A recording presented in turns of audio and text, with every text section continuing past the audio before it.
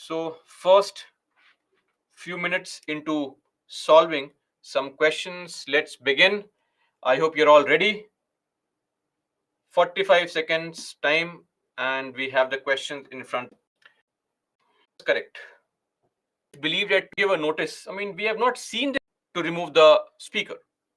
Wrong. No grounds are mentioned in the constitution for the removal. This is correct actually. Right? That in the constitution, what is the ground, reason to remove the speaker? That's not mentioned. Okay. And the voting for removal requires an effective majority in the Lok Sabha. Absolutely correct. And simple majority. No, this is not required for the speaker. Right? Speakers are removed only in the Lok Sabha. Why do we have this procedure for vice president? That the voting is effective majority in Rajya Sabha and then in the Lok Sabha simple majority is because VP is not just the chairperson of the Rajya Sabha, he or she is also the vice president of India, and that is why removal in both the houses. But for the speaker, he or she has no role to play in the running of the Rajya Sabha. So there is no such requirement like this. So 3 is also wrong. 2 statements are wrong. How many are correct? Only 1 is correct. Clear? Everyone? All okay? Great. Let's move on.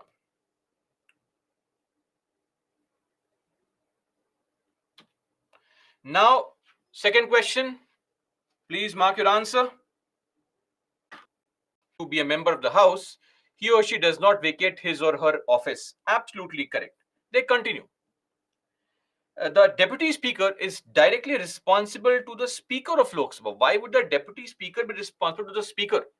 Deputy speaker is an independent constitutional post, and this person is also responsible to the House only.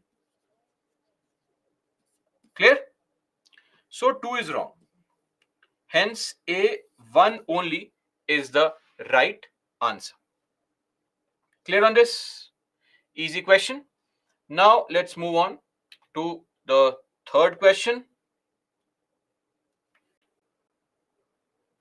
Incorrect yet again.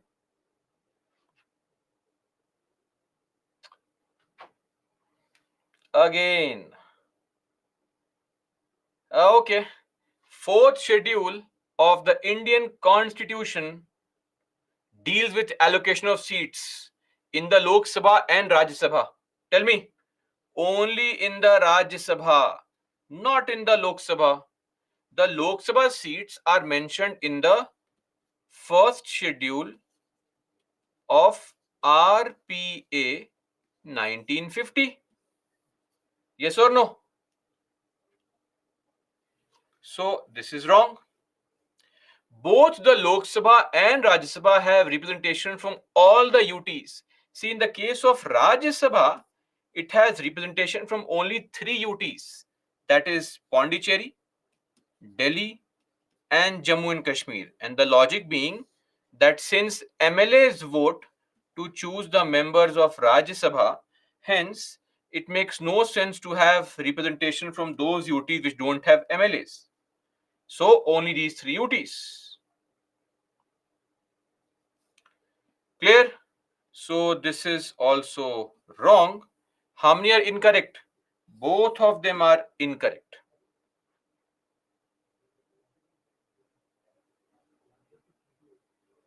Okay. Moving on to the fourth question.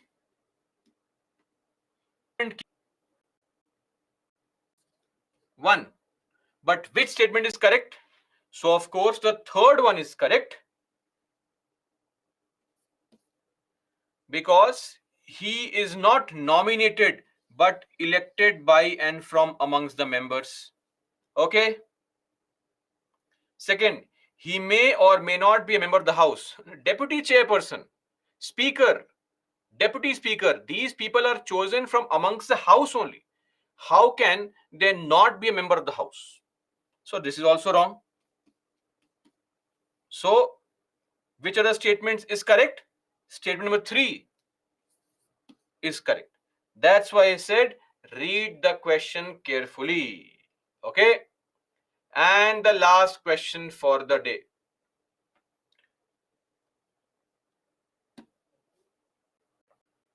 Is that my simple question? Please. Hats off. I'm telling you, please read the question carefully. Just 10 extra seconds. Don't lose patience. So now you know the answer. He can be impeached only on the charge of violation of constitution is a charge with respect to president, not for the vice president. Nothing is mentioned for him. On removal of president, the VP acts as a president. Absolutely correct. And the chief justice takes charge as vice president? Of course not. We don't need a VP. I mean, the VP's role is what? As a chairperson of the Rajya Sabha. And if the VP is not there, we already have a deputy chairperson in the Rajya Sabha. Okay? So 2 is also wrong. Incorrect? Both are incorrect. Okay? So, yes. Second statement is also incorrect, Tara. Haji Tara, what is your doubt? Tell me. I hope no issues or concerns. It's all explained properly. Right? Ground of, it is only the president who is removed on this ground. Simple. Vice president, no reason is mentioned in the constitution. Revise. It's just revision, nothing else. Nothing else. Oh, this question is technical. What technical? Tara, how impeachment? That is why the statement is wrong. This is the reason the statement is wrong. Okay, Tara? Wrong. Okay, now let's see the leaderboard. Toppers. Oh, just 4 people topping today. What happened? Maria, Sonu, we'll have to mail to the has gone. There's no such proposal as of now. I don't know of it. If you have some other information directly from Home Ministry, let me know. Right. Certainly, if you go and start, okay? Please refer to your notes on Lok Sabha. Schedule 1 of RP 1950. Monica, don't fall prey to news channels. That is what news channels do. Fun. Want to create hatred in yourself. Great, Tara. Thank you so much. Now, we have had 2 questions. Part objectivity to the office of Speaker of Lok Sabha. Don't write no and run away from there. Explain. Okay? Clear? So, once a speaker, always a speaker. Do you think that this practice should be adopted to impart objectivity to the office of the Speaker of Lok Sabha? No, we cannot adopt it, of course. So, how do you write this question? In the intro, talk about how the speaker's role has come into question in certain cases where adequate time is not given to the opposition for discussion, etc., and bills are passed in a hurry. So, it is very important to ensure their independence. In the body, explain what is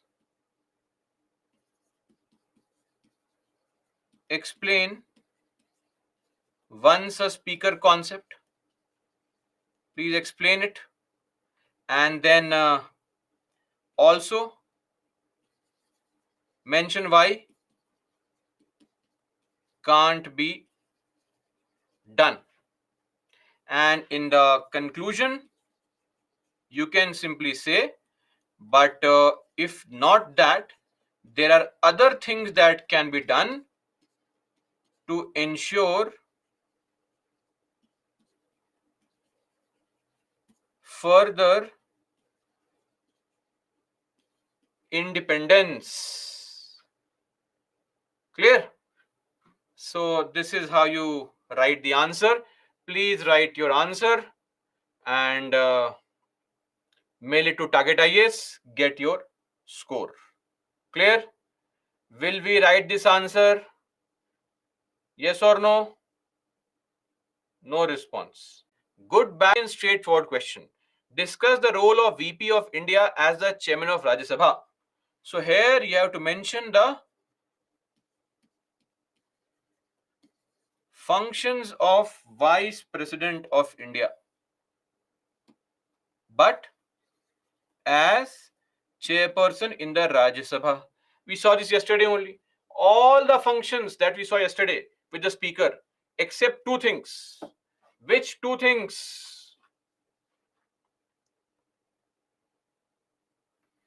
In the case of money bill, yes. What else? And joint sitting. These are 2 points of difference, otherwise exact same powers. Static question.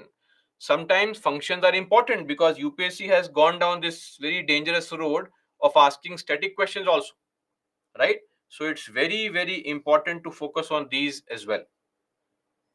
I hope the point is clear. Okay, so write this answer also. You already have 2 questions to write today. Now, yesterday, a lot of you, or some of you, had this issue when I said that please read political theory, that it has 8 chapters, 10 chapters. So I took the effort today to Google search, take a screenshot, and bring it to your notice. So please write this in your Google search. Click on this political theory link. Okay, this can be done. And then this is a page. Now, if you download the complete book, you'll only get 8 chapters. But if you use open link here, you'll get the 9th and 10th chapter also. So basically, in the revision of the book, they have reduced the content due to the COVID and all. They reduced the content, so they removed 2 chapters only. But those 2 are actually there online. If you had only taken the effort to click here and verify, things would have been different. But anyway, I hope now the query is resolved for everybody. I hope now if I say 10 chapters, I won't get this concern that no, sir, only 8 chapters. Pavitra, even now, download from here if the book is not giving you 10 chapters, 2 more chapters from here. That can be done, right? Okay. I'll be very, very pleased to see this. Never ever as a doubt. Should we read from QR? For example, a very simple thing would be, right? We are using this concept. You have to be very, very clear in the case of president that if it is the case that other people also get the benefit of Anubhav. Nice. If I'm not wrong. Okay, guys, let's now move on and start discussing the topics at hand. Yes, Mayank Vadwani, 4, 5. It's not 4 times revision. As many times as you can.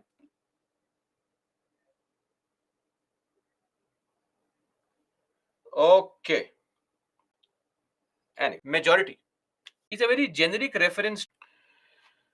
In various situations, various types of majorities may be needed to perform some tasks in the parliament. Because ultimately, everything in the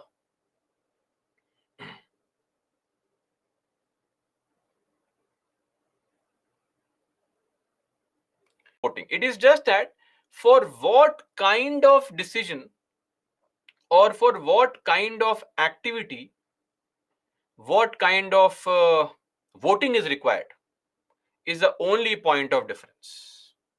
So because of that, we have 3 types of majorities called absolute, effective, and simple.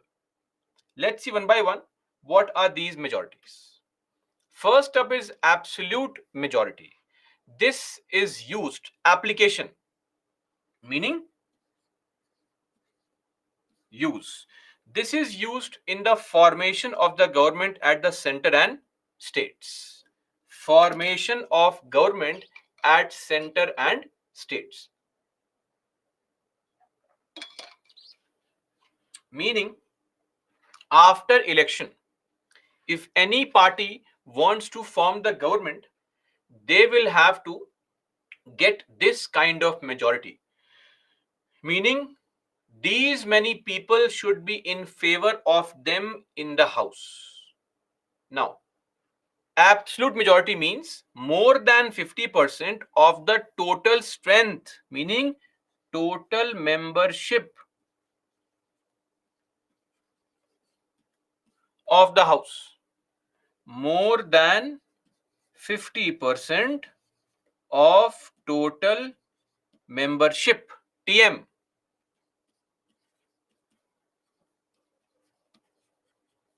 Total membership, TM. Let's take an example. Example with respect to Lok Sabha only. What is the total membership of Lok Sabha? 543. So what is going to be the absolute majority? More than 50% of 543. More than, what is 50%? 50% means 50 upon 100. That's how you write it. Simple maths. Of means into 543. This means half of 543 is what? 271.5. But we want more than that. We can't have half MP, right? We want more than this. This would mean 272. So these many people are required to form the government after election. So in the 2024 elections,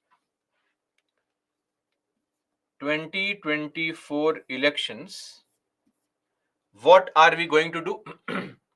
We will have to observe that whichever party crosses this magical figure of 272, that party will form the government, Congress or BJP. 272 or more. Are we clear on this? Everybody? No doubts? Great. Now my question is, this majority is required in which house? Tell me. Lok Sabha or Rajya Sabha? Why not Rajya Sabha? Why not Rajya Sabha?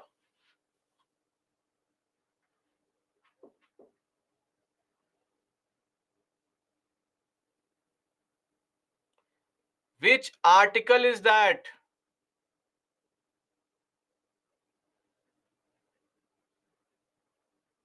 Which article?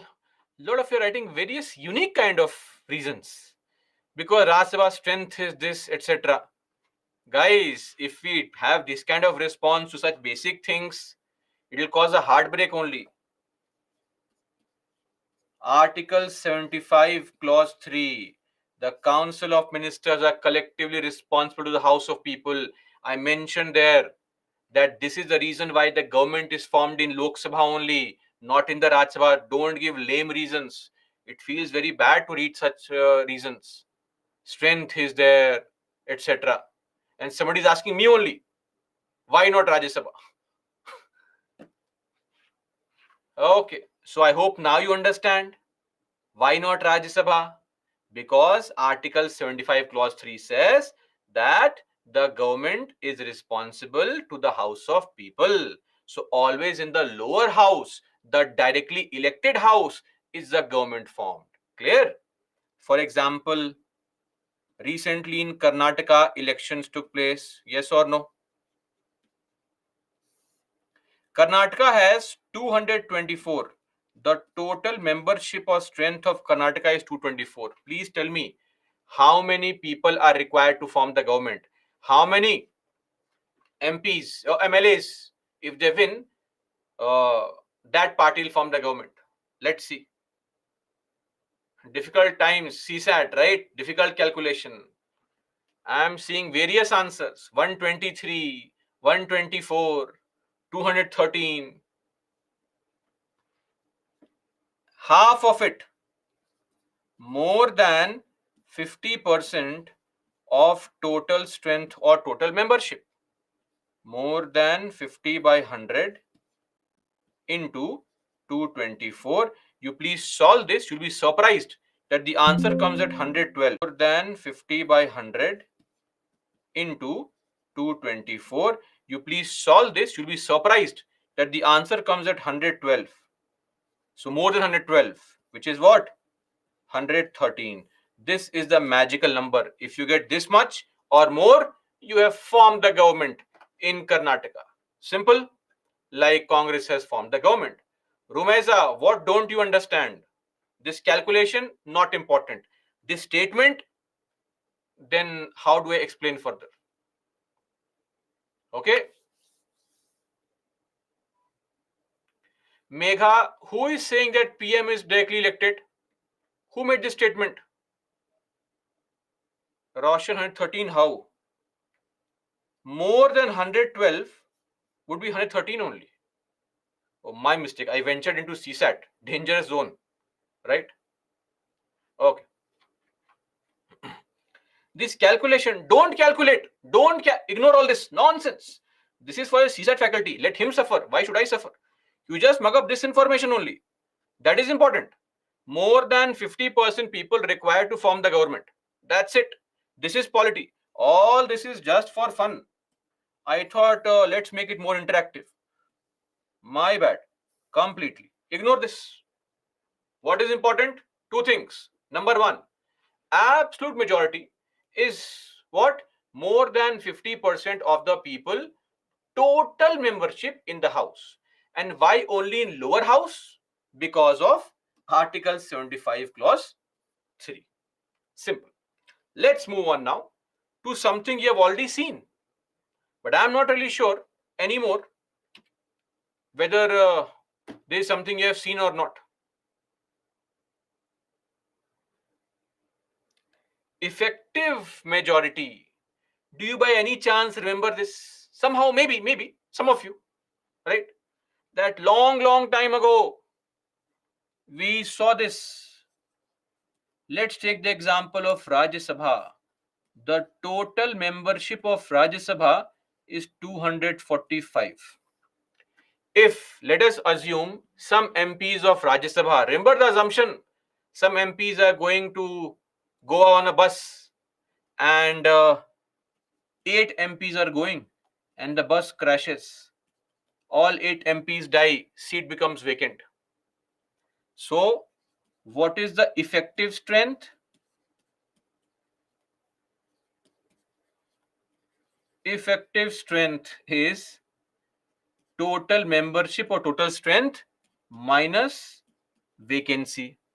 So, in this example, you can calculate this as 245 minus 8, which is equal to 237. So, what is effective majority? More than 50% of effective strength. Just remember this calculation is all nonsense, not required. Are we clear?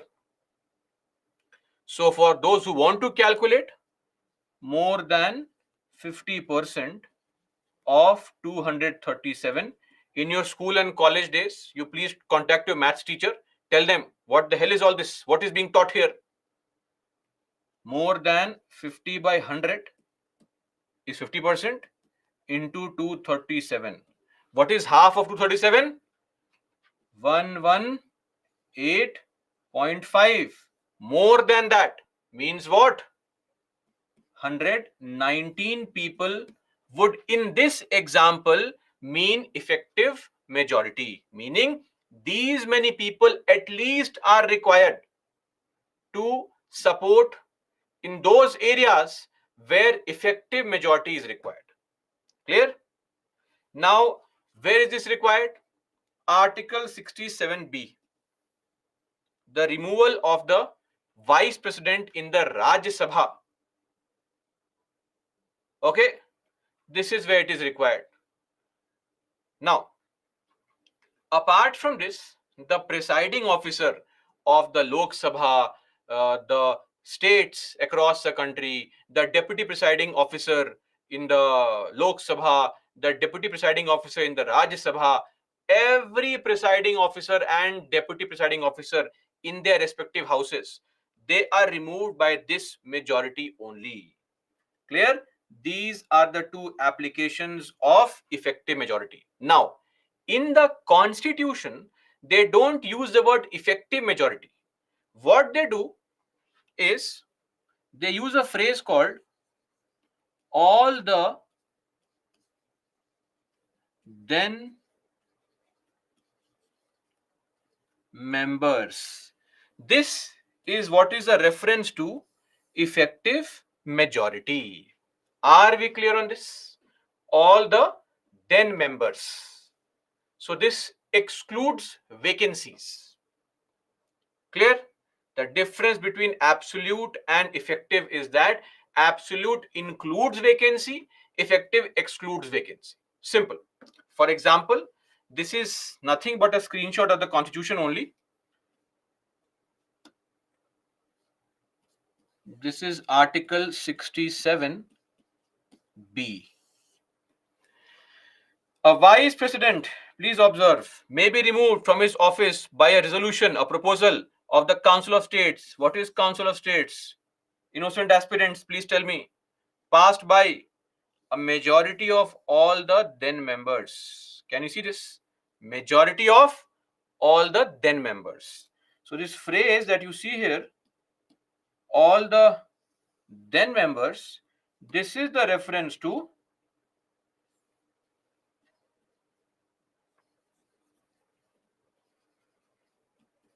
effective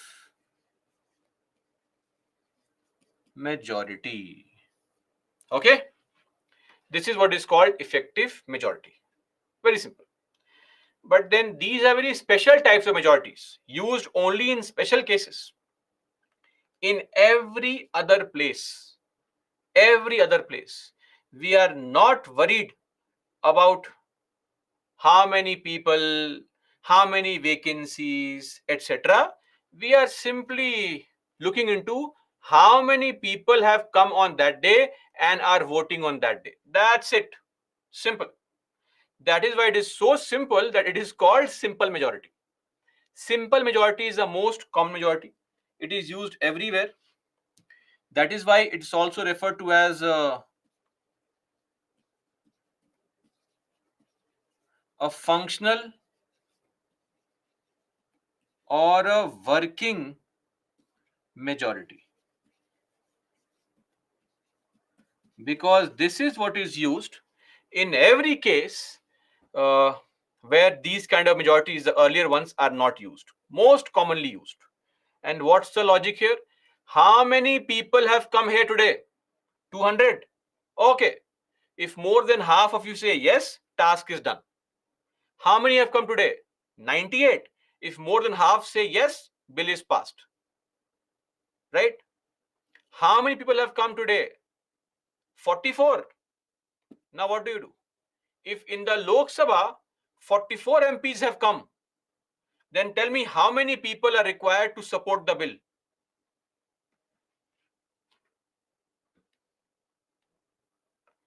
Oh, some of you are trapped now. If 44 MPs have come in the Lok Sabha, quorum has not been met. If there is no quorum, sitting is cancelled. Suspension of the sitting. Yes or no? No problem. Cheap tricks to trap the innocent aspirants. Anyway. So, simple majority means more than 50% of people who are present and voting. Present and casting their vote, not going to the washroom, roaming around here and there. P and V. Very simple. So take the example of any house. Let's say Lok Sabha. Lok Sabha, total membership 543. Vacancies Let's assume 13 vacancies. We don't care about vacancy. Effective strength will become how much? Total membership minus vacancy, effective strength. But we don't care. We only care about this, present and voting. If 420 people are present on that day and voting, please tell me what is the number of people required to accept the proposal? More than 50% of 420. 50% means what? 50 upon 100. Of means into 420. Solve this. More than 210, which will be 211. So at least these many people are required to approve the task and the bill is passed. Simple. And that is why simple majority. We are not bothered about anything else. Are we clear on this? Simple majority.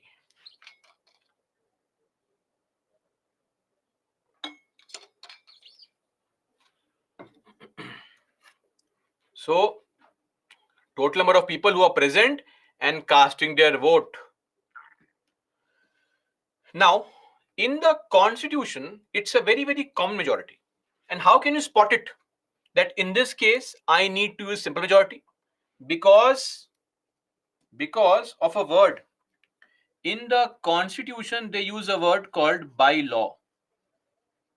If at any point of time you find this word by law, then that would mean only one thing. And what is that? Simple majority. Parliament by law, right? State legislature by law, parliament may by law, anywhere you find this word by law, it automatically means simple majority. Okay. Now, just to show you, this is Article 3 of the Indian Constitution. Look at the statement here. Parliament may by law. This would mean what? This would mean a reference to simple majority. I hope the point is now clear.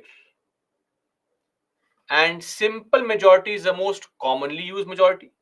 So everywhere, in all these situations, simple majority. In all these situations, simple majority. In all these situations, simple majority. That's it. Clear? So don't mug up this. Mug up other areas, right? Where it is not required.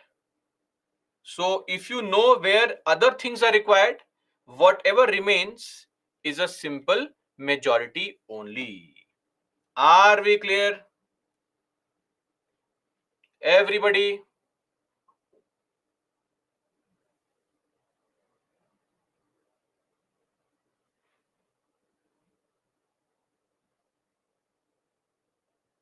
Okay, great.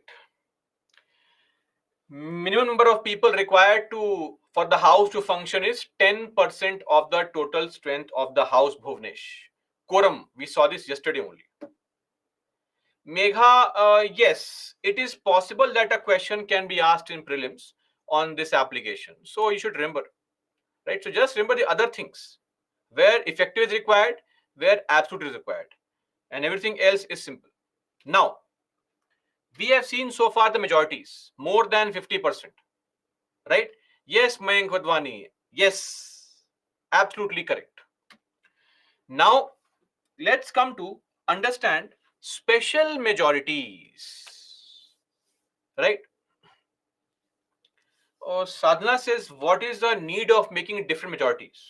It is just like, take an example. If I have to ask,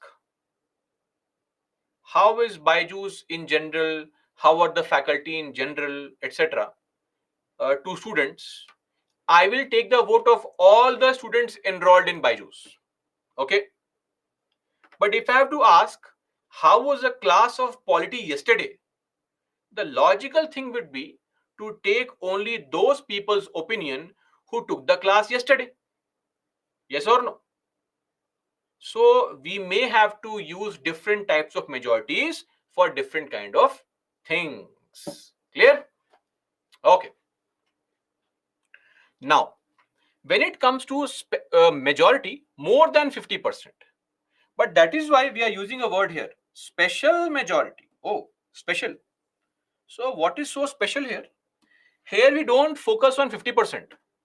We focus on at least 2/3. This is what we focus on. At least 2/3. Not more than, at least. Clear?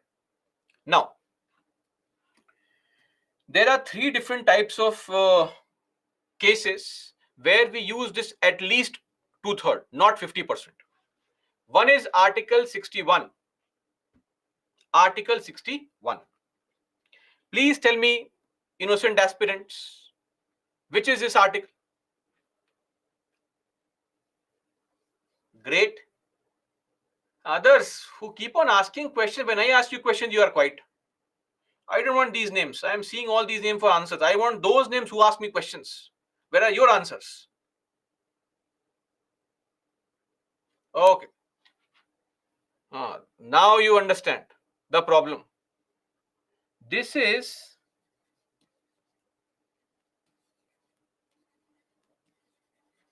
impeachment of the president.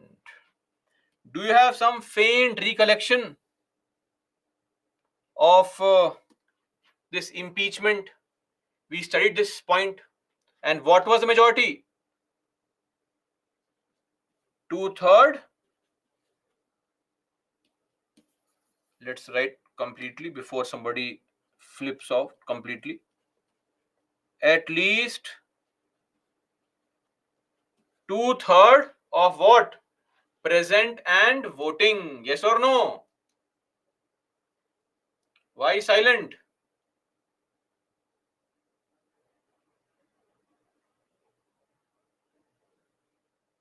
No, yes, no, yes, no, yes. No. 2/3 of total membership.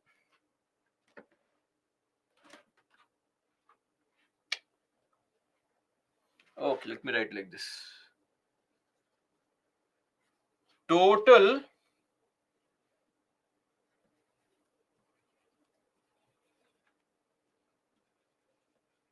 membership. Okay. Revisions going on in full swing. I can sense that. At least 2/3 total membership or total strength of the House. This is what is required to impeach the president. Anyway, I think this is something we have already discussed. I won't waste a single moment discussing this. Now, what is important for us is to understand these two articles, 249 and 312. These are actually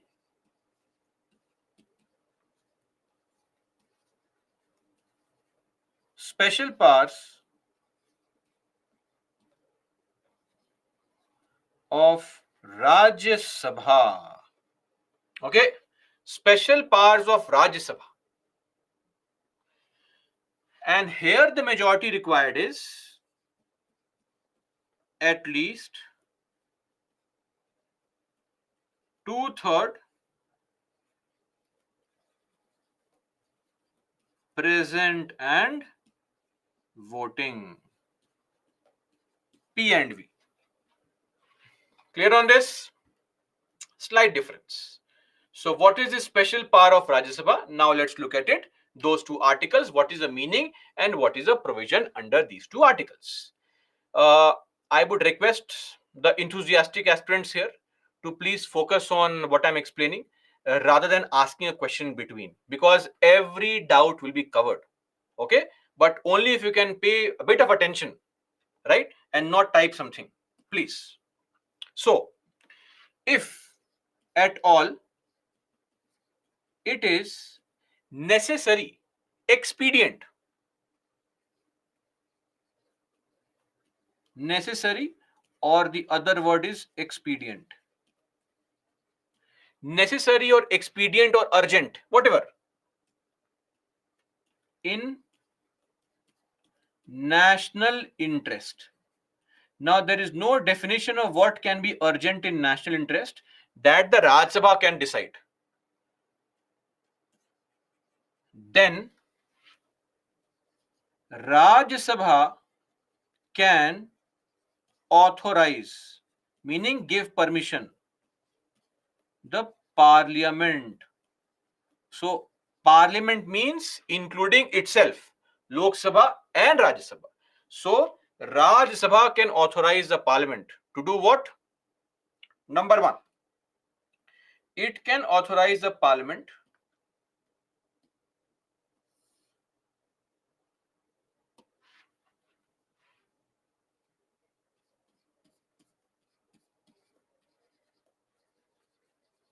to make laws on state list subjects. Right? State list subjects. This is the authorization given by the Rajya Sabha. And we know very well that this authorization will come with what kind of majority? It will come by at least 2/3 present and voting. Clear? Now, when the permission is given that, come on, Parliament, now start making laws on state list subjects. So, firstly, it is not mandatory. It's just a permission given. Parliament may or may not make laws. It is not mandatory. It can make laws. On what topic? That is mentioned in the permission. That on the topic of public order for say Madhya Pradesh, Parliament make a law. Now, two things. Point one, such a permission or authorization is valid for 1 year at a time. So, if today the Rajya Sabha gives permission, then for the next 1 year, the Parliament may or may not make laws on those topics where the Rajya Sabha has given permission to Parliament to make laws. For next 1 year, all 365 days, you can make laws every day. You cannot make a law a single day also. It's okay. Now, can this permission be given again? Yes. This permission can be renewed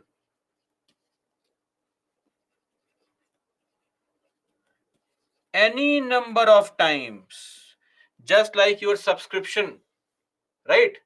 To Prime, to Netflix, to YouTube, etc., Hotstar, it can be renewed any number of times. Same thing. But the permission to use the application is for say 1 month or 1 year. After 1 year, again permission if you want to use it. Same thing here. 1 year permission to make laws. If you don't make laws, sorry, permission over, chance over. If you want to still make laws, Rajya Sabha has to again give permission. Can be renewed any number of times. The only condition is same majority is required.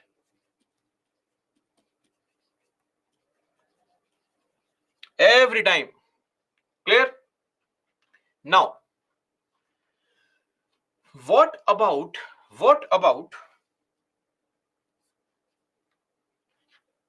the laws made under this? What about them? So,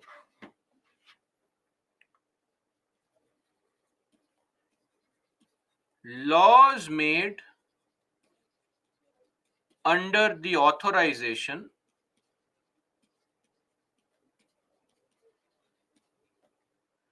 are not valid forever.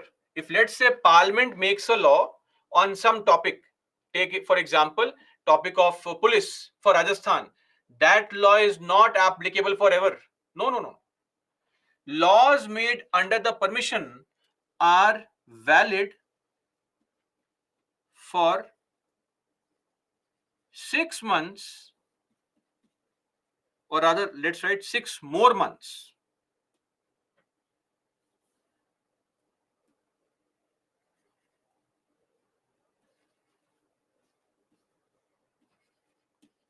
Just to explain, 6 months after end of authorization. So laws will cease to operate after this. Wait. I'll explain through dates also. Take an example. Let's say on 5th of September 05/09/2023. Today, what happened? The Parliament made a law, of the Rajya Sabha gave permission that Parliament go and make laws on the matter of police for Rajasthan.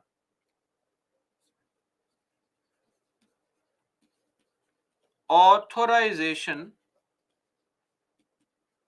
given. Now, this authorization is valid for how many years? 1 year at a time. So, on the 4th of September 2024, next year, authorization or permission ends. Clear? Now, let us assume that, say, the Parliament does make a law in the month of October, in the month of December, in the month of April, etc. They make laws.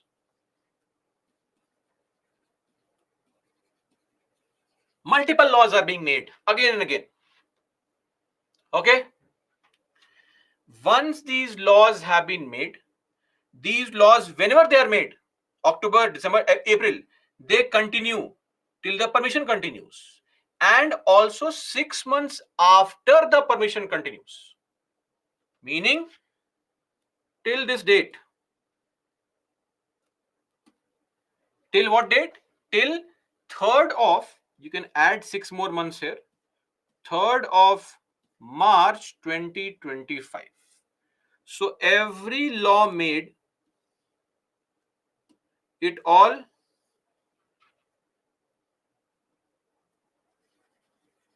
ends. So on this date, all laws made cease to operate, meaning are over, done.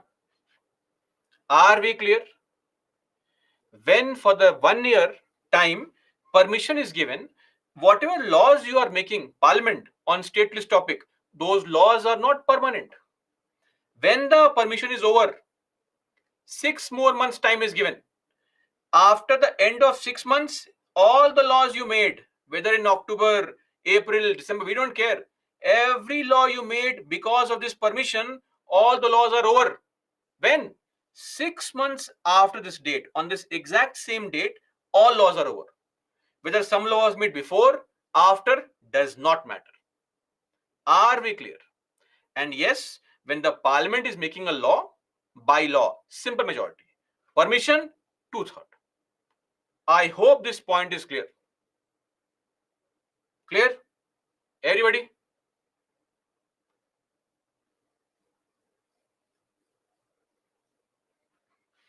No, Bhuvnesh. The permission is for 1 year. Ruling party changes, does not change. We don't care. This structure is followed. Simple. A Charan, write what is the problem. Tell me the exact statement. I am waiting, no problem.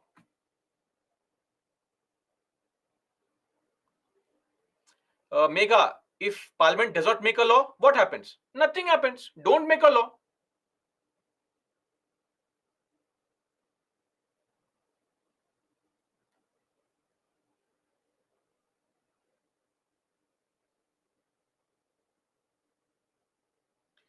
So basically, in short, some of you, the same old story. Please explain again. No standard issue somewhere, not paying attention simply. Anyway, I'll explain and summarize this once again. Otherwise, you can see the video because this cannot be explained better than this. Trust me, I know it. Okay. So, if it is very, very urgent in, say, national interest. Now, what is urgent in national interest? It's not mentioned anywhere. It is not mentioned anywhere. But if it is very urgent in national interest, then Rajya Sabha can authorize, give permission to Parliament to make laws on stateless subjects. Rajya Sabha can give the permission to make laws on stateless subjects. This permission is only valid for 1 year, meaning for the next 1 year, from the starting date, from today onwards to the next 1 year, permission will be given. In this duration, the Parliament can make laws, may not make laws. It's okay, it's your choice. If you don't make law, no problem, right? So it's like the permission is given. Now, this permission to make laws for 1 year can be extended 1 year, 1 year, 1 year, any number of times, just like some of your subscription in Netflix or Hotstar or Amazon Prime Video. 1 year subscription. Clear? Now, in this duration, as I said, Parliament can make a law, may not make a law.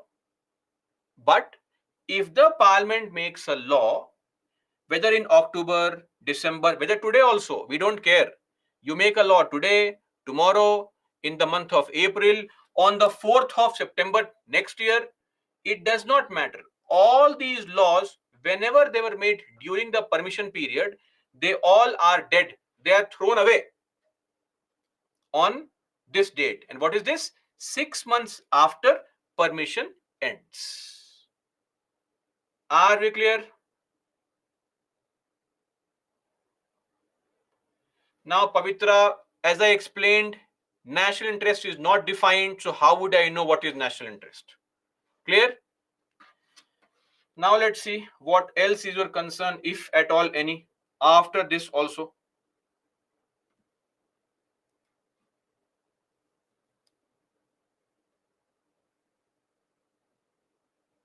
No concern?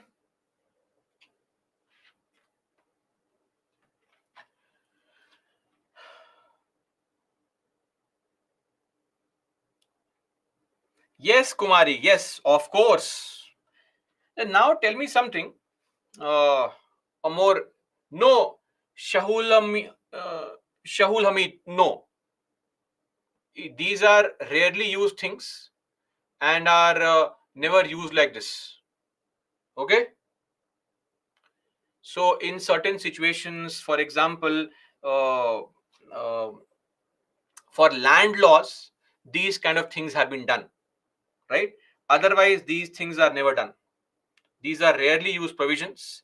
Sometimes for land laws, etc., like in 2013-14, this is done. Clear? That's it.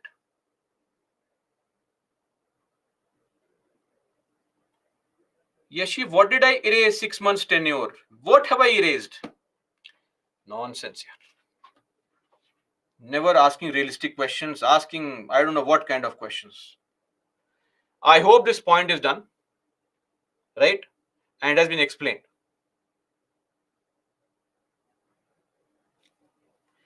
If the authorization extends, the law extends. Clear? If the authorization does not extend, the law does not extend. Clear?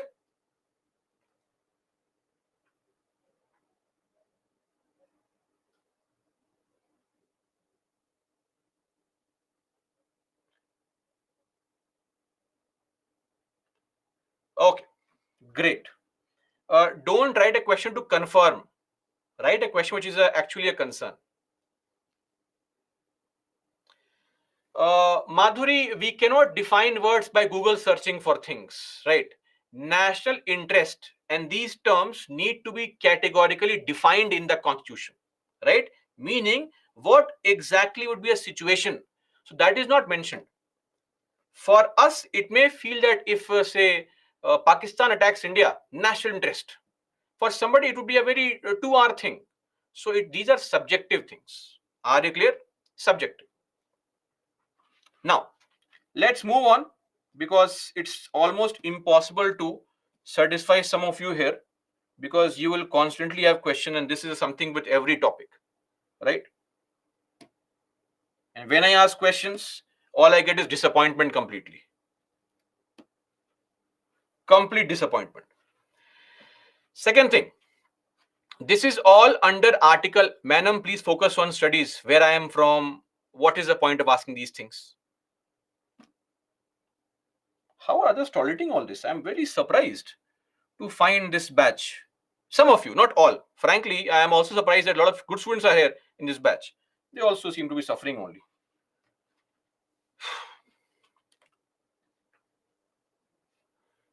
Can we use these ways in answers like using arrows? What do I say to all this? Okay, now, again, this part remains the same. Again, same old story. Please hear me out first. If it is necessary or urgent or expedient in national interest. Now, what's this national interest? Again, not defined. It can be very, very subjective. Very subjective, right? So, if it is urgent in national interest, then Rajya Sabha can authorize the parliament to do what?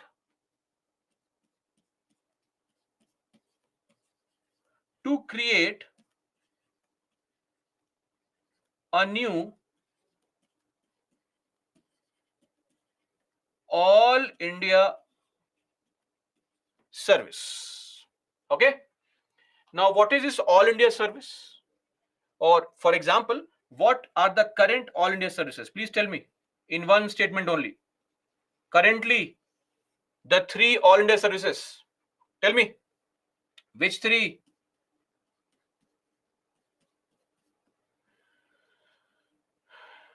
Indian Administrative Service, Indian Police Service, and Indian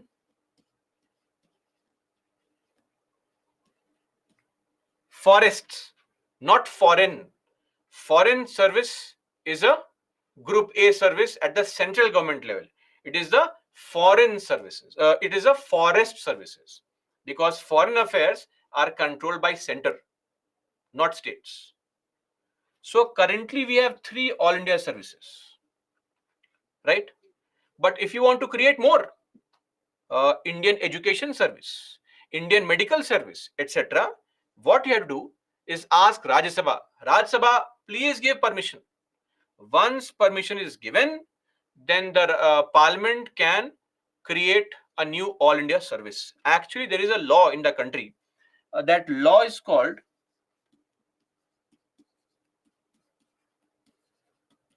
All India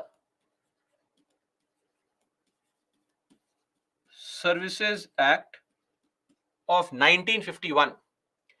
Whenever you have to create any new All India service, like we did for Indian Forest Service in 1966, we have to modify this law only. Are you clear? We have to modify this law. So, to modify this law, the Rajya Sabha has to give the permission with what majority? 2/3 majority. And then we'll bring a bill called All India Services Amendment Bill. And then we can create some new kind of service. Like we did this for Indian Forest Service. Like we have made a change in Article 312 for an All India Judicial Service. That's also there. We can do all this. So it is not that difficult. But the real question now, beyond all this, the real question is why does or why are we giving this power to Rajya Sabha?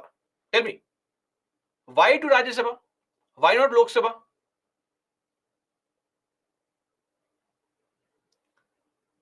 Tell me, why do we have this power with the Rajya Sabha only? Okay, some of you are mentioning the correct answer.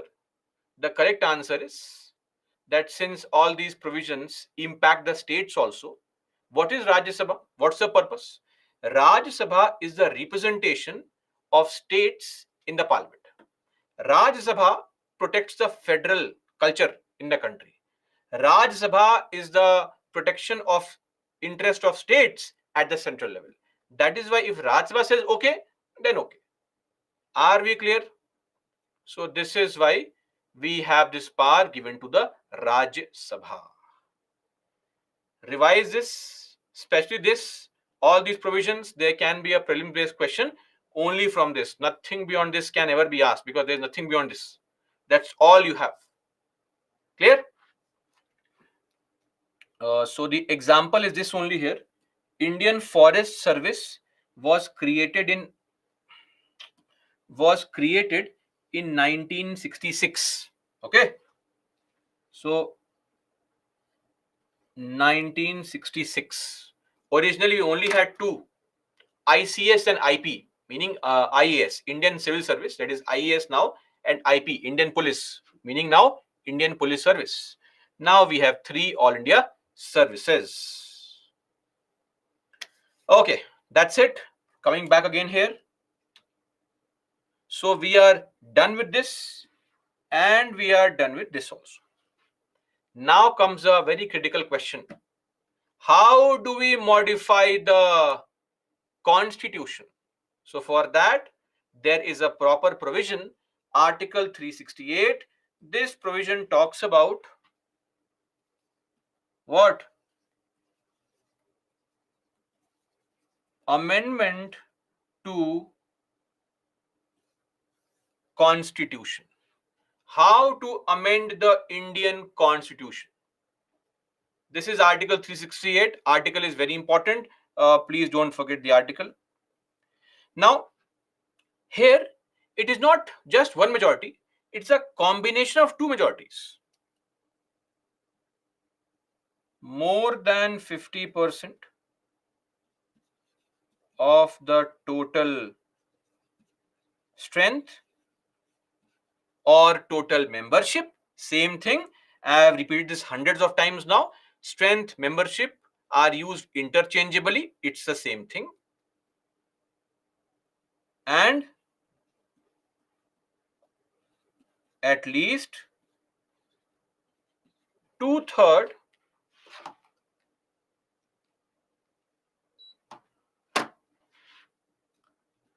present and voting. Clear? So it's a combination.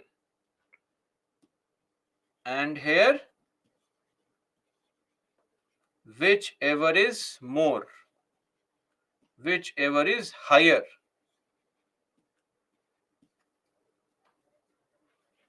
Don't worry, I'll explain through an example.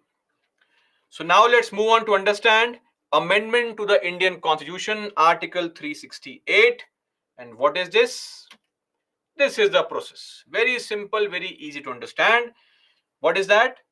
The majority of 2/3 members, you just can see here, 2/3 members present and voting, and more than 50% of the total strength of the house. Combination. And the point is,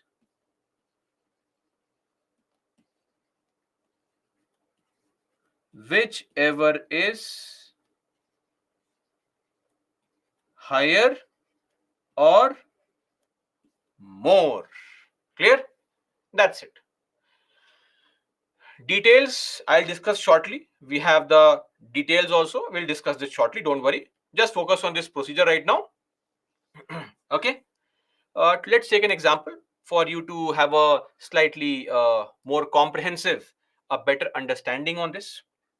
So when it comes to such procedures, this thing or this amendment can be initiated in either house and all. We'll discuss this shortly. So let's take an example of Lok Sabha only. In Lok Sabha, how many people would be required to actually amend the constitution? So let's take Lok Sabha. The total strength or total membership of Lok Sabha is how much? 543. I was surprised to see somebody mentioning it's 545 today, right?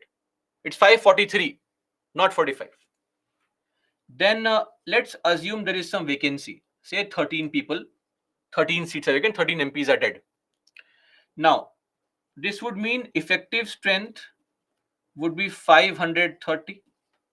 And on any given day, say 420 people have come and they are voting. All of them are voting. Now, how many people are required to amend? This calculation is not important at all for the examination. I am doing this just for you to have a better understanding, not to confuse you, because I have no idea how poor you are in maths or how good you are in maths. This is basic calculation. All you have to do is mug up this. That's it. That should be of concern to you, not this. This is just to help you understand. Don't write the answer. You've all mentioned wrong answer. So far, 4 people, all wrong answers. Hear me out. 5th, wrong answer. Hear me out now. 6th, wrong answer. Not a single right answer. Okay. Now, let's look at this.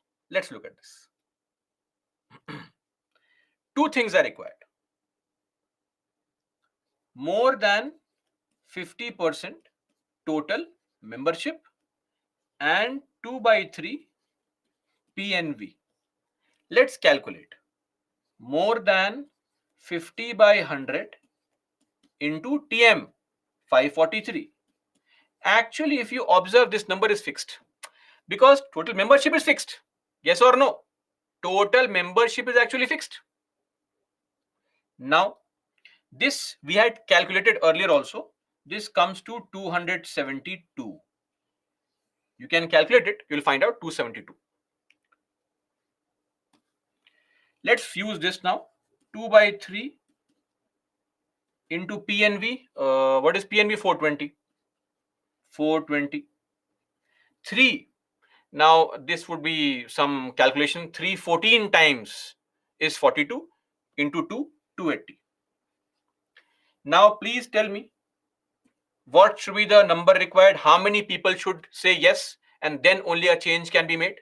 Please tell me. Whichever is higher, absolutely correct. Whichever is higher.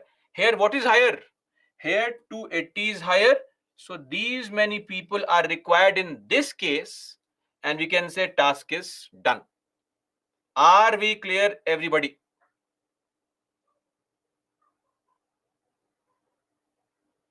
Okay? Great. Let's, for fun, solve one thing. If PNV is 360, then tell me, how many people are required to amend the constitution? Let's see.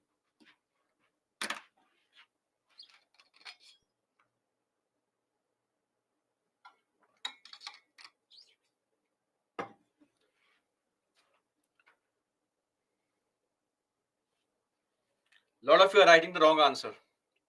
Lot of you are writing the wrong answer.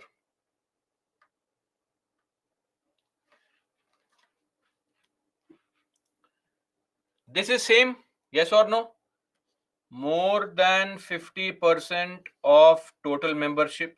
This will always be 272. PNV keeps on changing because people present keeps on changing.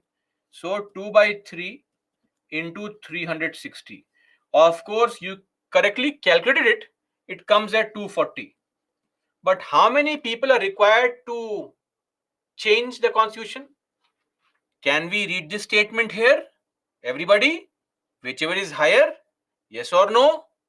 Right? Which is higher? This number is higher. Are we clear now? All those who mentioned 240. Right? And one more thing.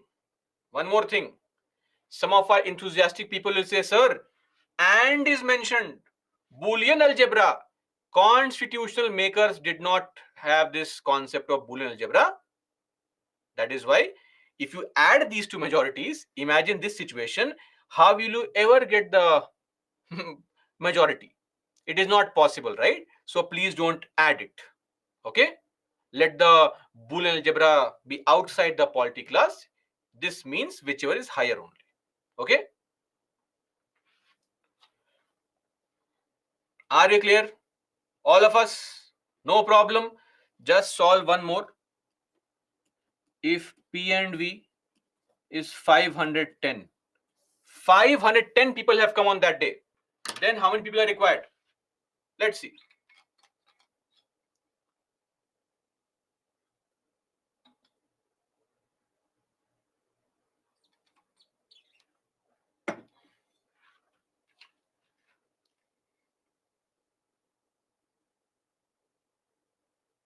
I think now maybe some minor calculation, but you get the gist, right? Or some of you again, 2, 3, 4,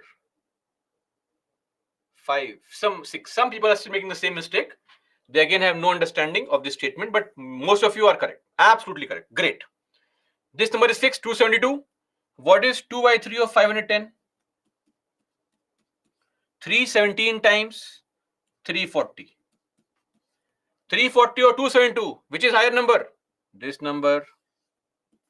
These many people are required. Anyway, all this is of no concern. Just ignore it. Like you ignore my request for revision. This is what you have to mug up. SK, sir, what is P and V? Sir, present and voting, sir. P and V, present and voting. P and V. P and V, present and voting. Anyway, are we clear? Now one more small point. Just to add this point here, take an example. This election of the Indian president, the electoral college, remember? Back in those good old days, electoral college, remember? Which article says, mentions electoral college? Firstly, tell me. Which article talks about electoral college? Okay, very good. Great. Article 54 talks about electoral college. In the electoral college, we have both MPs and MLAs, elected MPs, elected MLAs. But today, if we need to, modify this, some of you here say, no, sir, it is very complicated. Why vote value concept confusing? I want to remove it. No MLAs only, no problem. Great. So you want to amend Article 54 and you want to remove MLAs only from voting. That's possible. It can be done. It can be done. My point is how? If the parliament uses this procedure and makes a change, you are actually violating the power of the state also. Right now, states have a say. States currently have a say when it comes to what? When it comes to voting for the president. But if you remove their power, MLAs will not vote now. You are actually interfering with the state's power. Meaning you are trying to change what we may call federal structure. Remember first class federalism, state and center, division of power, state government, central government. So whenever a constitutional amendment bill tries to change the federal structure, you also have to ratify. Ratify means to pass. Remember this word. This word is important. Ratified is a very commonly used word. Ratify means to pass or approve. Ratify. By states also. How many states? 2/3 members present and voting plus more than 50%. That is required. That's okay. This is done. And also supported by not less than, meaning at least 50% of the state legislatures. Half of the states have to do it by a simple majority. Are we clear?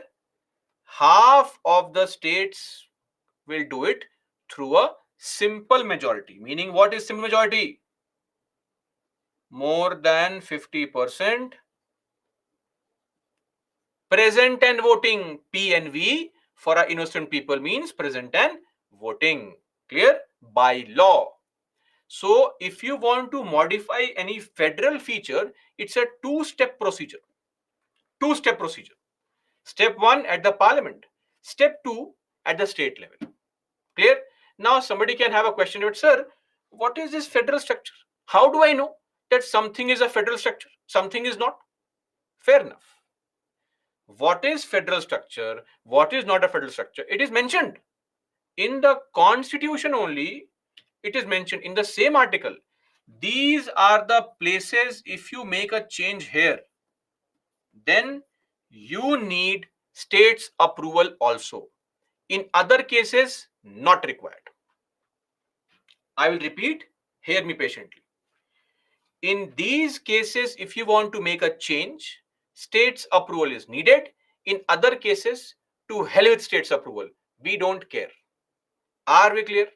Now, before I come to this, two things. Number one, states will have to approve in what time?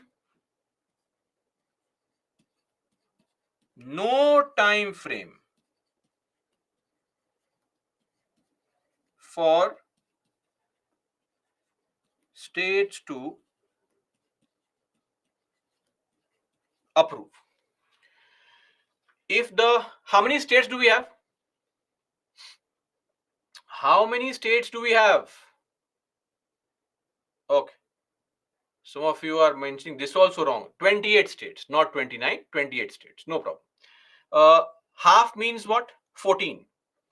The moment the 14th state approves, change is made.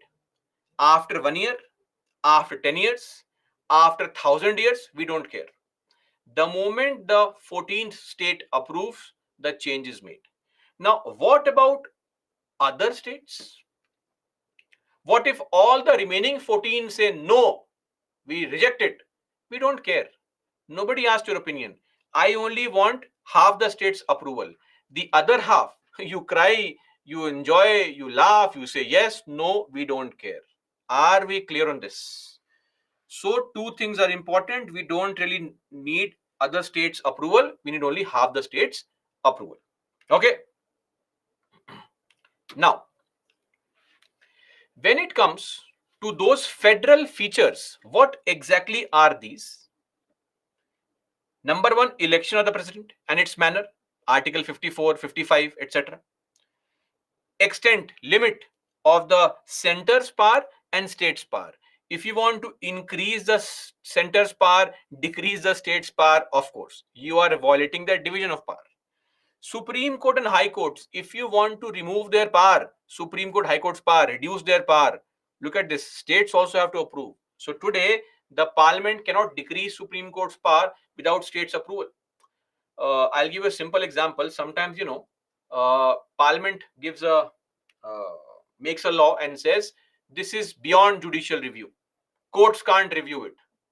Courts cancel it, saying, when you have made the statement, you are trying to reduce our power. Did you get the amendment approved by the states? No? Cancelled. They do all this.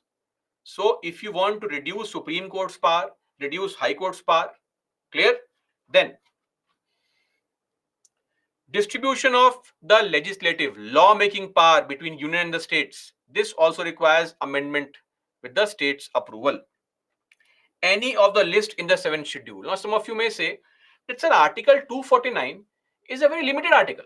Look at Article 249. Article 249 does what? It says by for 1 year, center make laws. But every time you want to extend the authorization, again go to Rajya Sabha. Rajya Sabha, please pass. We want to make laws on state list subject. The best thing would be take a topic from state list and put it in the union list. Done. End of story only. Or take a topic from state list and put it under union list. Done. If you want to do this, any of the list in the 7th schedule. This is what is required. Clear? Then representation of states in the parliament. So whenever you are changing the number of MPs from any state in the parliament, right, that also needs what? State's approval. So tomorrow, I mean, not tomorrow, as in the coming times, when we will have to again change the 1971 census. Remember, 1971 census is being used to represent states in the Lok Sabha election, voting of the president, all these things. If you want to change that, you would need this procedure only. Half the states have to approve it. Clear? And lastly, if somebody says, no, sir, I find this method only wrong, this is too complicated, something simple, I want to change this, no problem. You join the government, tell the bosses that, sir, let's change it. But to change this also, the same procedure is required. Changing the procedure also requires this only. So you have to do at least this once. Are we clear? Please mug up this list. This list is important. Clear? A prelims based question can be asked at any point of time. Done? No doubts, no concerns, no issues. Should we move on now? Now, some of you had some Kumkum explain fifth. This one. I mean, if there is a topic like we did in 1976, there were 5 topics from the state list which were taken to the concurrent list.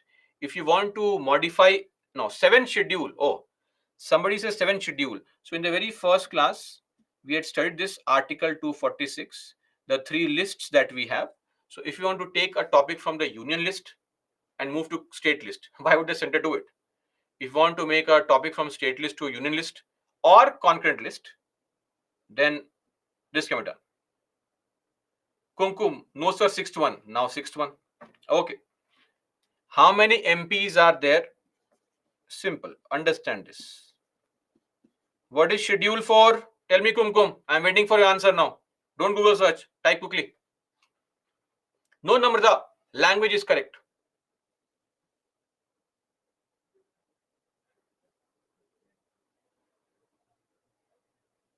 Allocation of seats in the Rajya Sabha. This means if I today want to increase number of MPs from Andhra Pradesh should become 40. Right? Then I have to use this procedure only. Simple. Okay. Now meaning of third. Bhuvnesh, meaning of third. Sir, third one I explained that only, sir. That if you want to ever reduce the power of Supreme Court or High Courts, then you have to use this procedure only. No, 4th and 5th are not the same. Legislative powers of states can be curtailed without modifying the lists. It's possible. Okay. So that is there. Borrowing power of states, etc., that can be curtailed without even modifying the 7th schedule.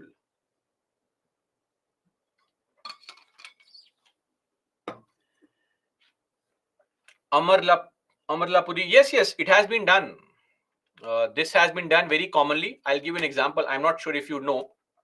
There is something called NJAC. Have you heard of this NJAC by any chance? No? NJAC refers to the National Judicial Appointment Commission. So this was done in one case in Supreme Court, or in one amendment that is called the 99th Amendment Act. So basically what we wanted to do was we wanted to make the appointment of judges through a different, a unique kind of body called NJAC. This body was created. When this body was created, the amendment was made. That amendment was called the 99th Amendment to the Indian Constitution in the year 2014. This was also approved by half of the states. Clear? Now, coming to some other important factors to be kept in mind while making amendments. Okay. Now, so such bills can be initiated in either house of parliament. So it is not that these constitutional amendment bills can be introduced in the Lok Sabha only or Rajya Sabha only. They can be brought in any house, Lok Sabha or Rajya Sabha. But the only limitation is it can't be brought in state legislatures. So in our country, states have no power to initiate a proposal, okay, to amend the constitution. They can only wait for center to send them any kind of amendment bill. They cannot start a bill on their own. No, in some countries like USA, it is there. In USA, if 2/3 states agree, they can initiate a proposal to make changes in the constitution. India is not a federal country completely. States don't have this power. Then they can be introduced either by a minister or by a private member. Now a question here, I have explained this point earlier only in the article 75. Can you please tell me who is a private member? Let us see how efficient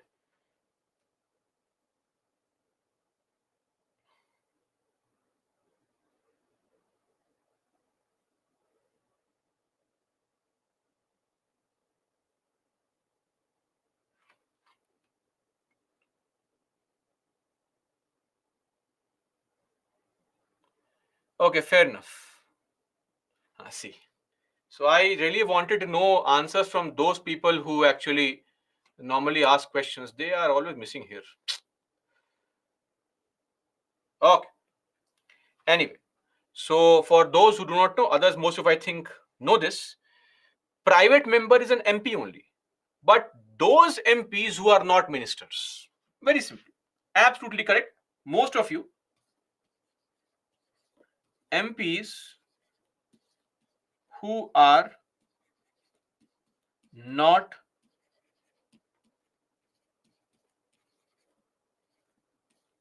ministers. Clear? So I'll just repeat for a moment quickly. This is a parliament. So in the parliament, you have all these MPs sitting. All the MPs are sitting in the parliament, right? Some of these MPs are ministers because we know very well that executive is a part of legislature. Yes or no? Which article? Type quickly. Others, don't sit idle. Tell me. Executive is a part of legislature. Which article? Article and clause.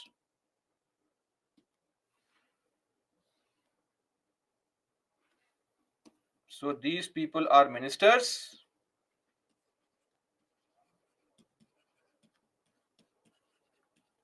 And other MPs are non-ministers. Non-minister. These people are called private members. Article 75 clause 5, 164 clause 4. Absolutely correct. Article 75 clause 5 says executive is a part of legislature. So back to the point here. These kind of proposals to modify the constitution, it is not that only a minister can bring this proposal. Any MP can bring this proposal. For example, look at this. This is a proposal, a bill to amend the constitution brought by some MP. He's from Congress. He's a private member. This person is not a minister. So these can be brought by anyone. Then each house must pass the bill separately. No concept of joint sitting. Clear? Also, we saw some examples that sometimes some bills require the previous or prior permission of the president. This kind of bill does not need the prior permission of the president also. No need. Like say money bill, article 3, etc. These bills need the prior permission of the president. Clear? And lastly, tell me, when was this change made? We have already seen this under veto powers, that a constitutional amendment bill must be signed by the president. He has no veto power here. The president must give his assent to the bill. He can neither withhold nor return, nothing. must give assent. Which Amendment Act? Absolutely correct. Great, amazing. That's why I say that there's clear distinction in this class. Very good, guys. This was done via 24th Amendment Act 1971. Refer to the veto power page. We have discussed this before. Revision. Clear? Now, just to explain this point here, may not be of concern, but just to explain. So some of you have been asking or did ask me earlier that, sir, to remove the president, you are saying violation of constitution, but it is not defined also. What is meant by violation of constitution? How will he violate the constitution? So think of it. The president gets a bill, which is a constitutional amendment bill. Now, let me clarify. This article says that the president should sign the bill. Sign. Right? Sign. In how many days? All of you agreed that the president has to sign. But in how many days? That is not mentioned. Yes or no? Number of days within which the president must give assent. That is not mentioned. Yes, you are saying that you have to sign. I agree. But time is not mentioned. What if the president gets a constitutional amendment bill and keeps it pending, trying to use indirectly a pocket veto? That's a problem. So after a certain point of time, if the MPs get a feeling that we have sent a bill, which is a constitutional amendment bill, and look at the president, he's not signing it. This may be considered to be an example of violation of the constitution. Are we clear on this? So this can be an example of how he or she may violate the Indian constitution. Clear? That's it. We are done with the amendment procedure. Before we take a break, let us solve some questions first. 1, 2, and 3 questions. And then we'll take a break. Starting with this question asked this year only, 2023.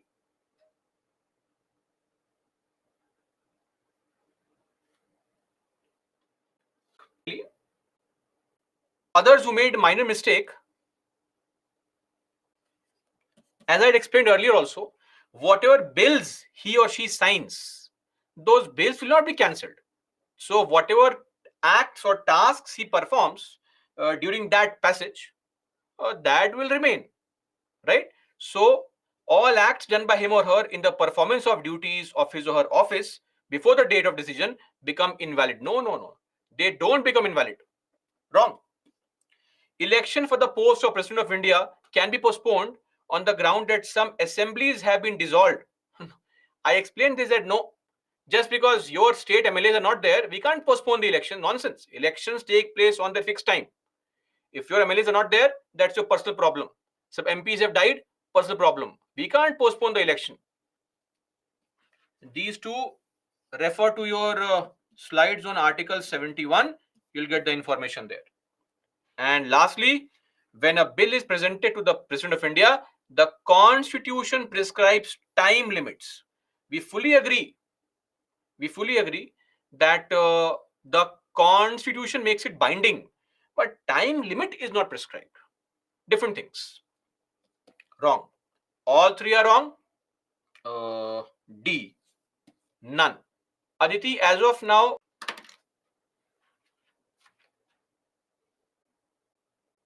good old days of elimination, right? This is the answer. When a bill is presented to the president, it is obligatory for the president to sign. Yes, correct.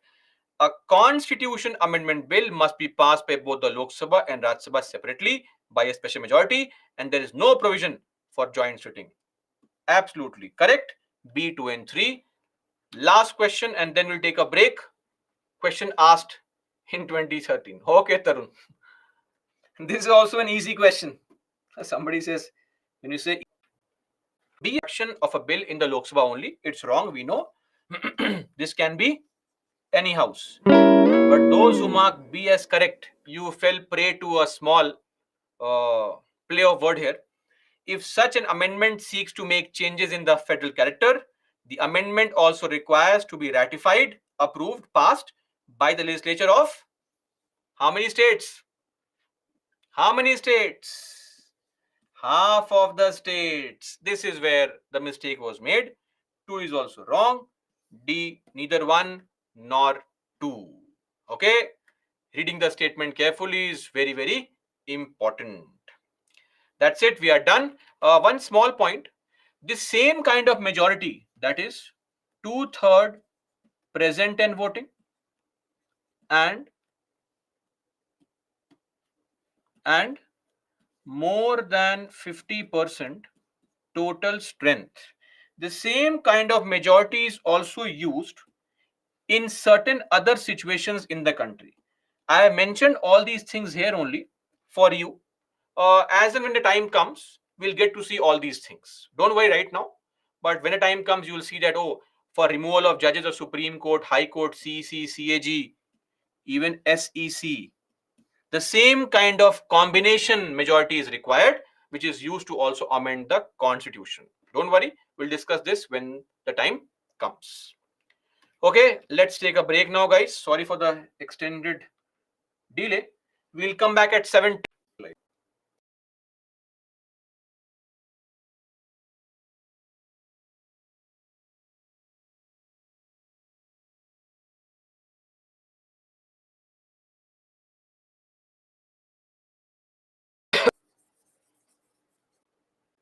Yes, Rajshri. Initial. Come back, guys. Let's start. You questions like these, but continue.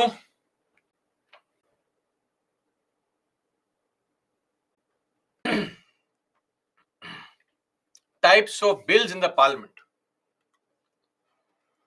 So, bills in the parliament can be categorized along 2 lines. Okay. Production. So, in the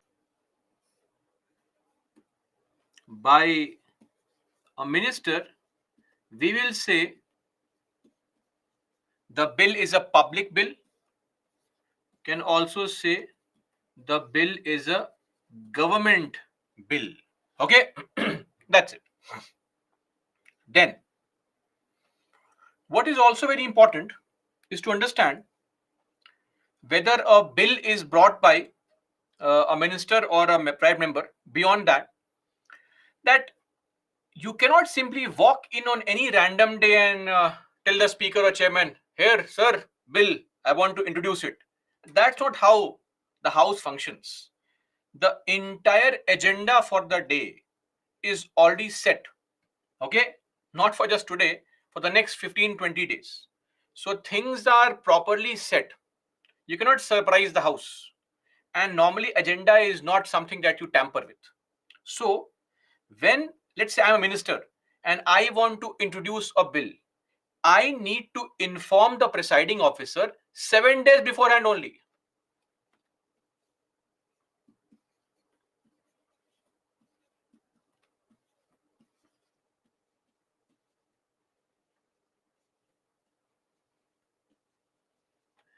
Prior notice of 7 days is needed. Are we clear? So if I want to get my bill introduced, say today, I should have informed the house 7 days beforehand at least. Then will I get a date by the presiding officer, okay, on that day you can come and introduce or read your proposal in the house. Clear? Now, sometimes the government wants to urgently bring a bill. Very simple. If you can get your bill published, a draft bill in the Gazette,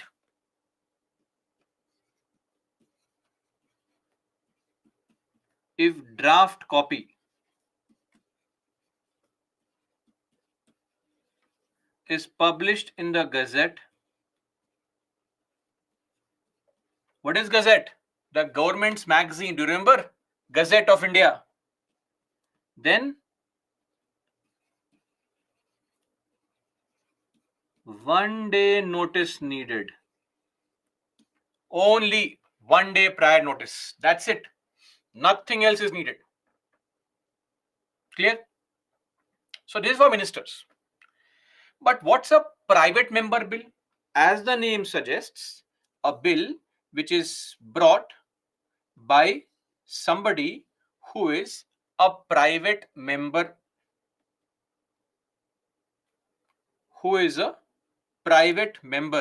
meaning a non-minister,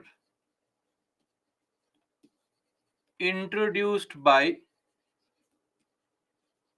non-minister MP. A private member can be from BJP. Yes or no? A private member can be from BJP. Possible? Yes, of course, possible. There are 300 MPs from BJP. Only 40-50 are ministers. Others are all private members only. Okay.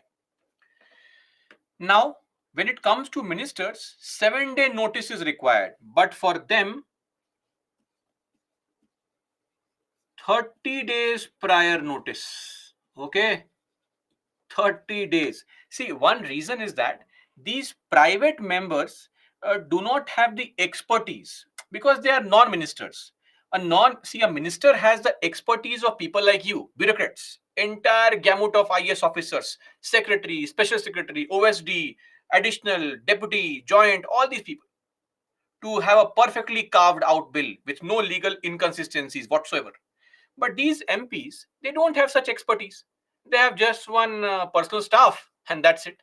So the entire burden of ensuring that the bill is logical, not ultra vires the constitution, etc., falls on the shoulder of this MP. That is why we have to double check on all these things. Okay. Now, when it comes to these bills, you cannot randomly start giving notice every day. There's a limit. Maximum 3 bills per day, per member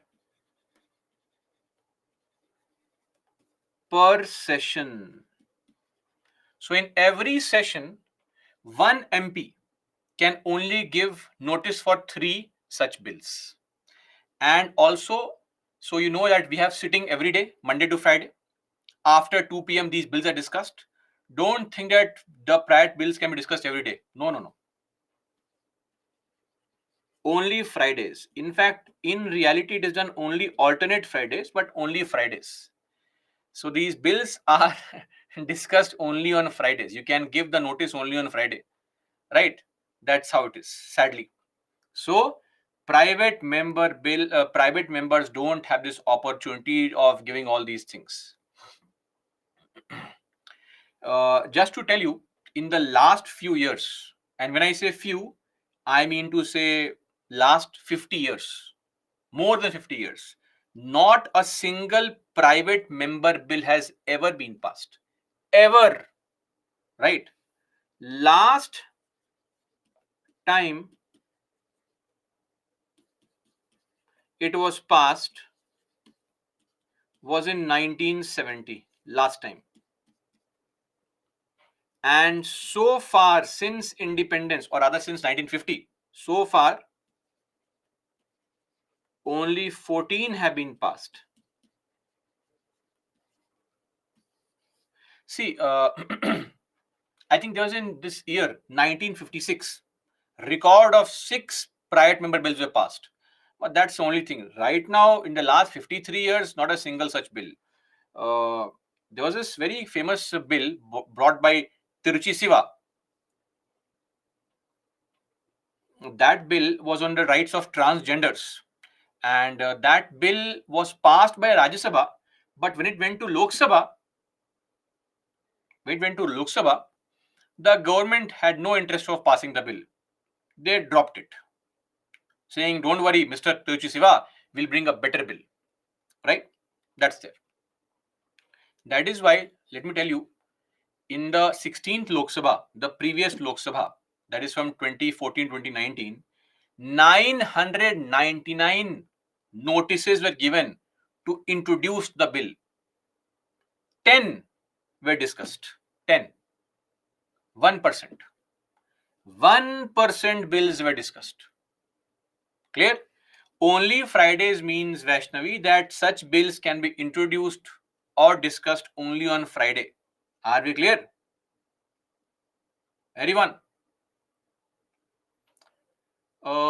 That bill, which bill, Ramadevi? This last one. The last bill to be ever passed was the Supreme Court Enlargement of Criminal Appellate Jurisdiction Act of 1970. So this bill was the last one to be passed. Name not important. Clear?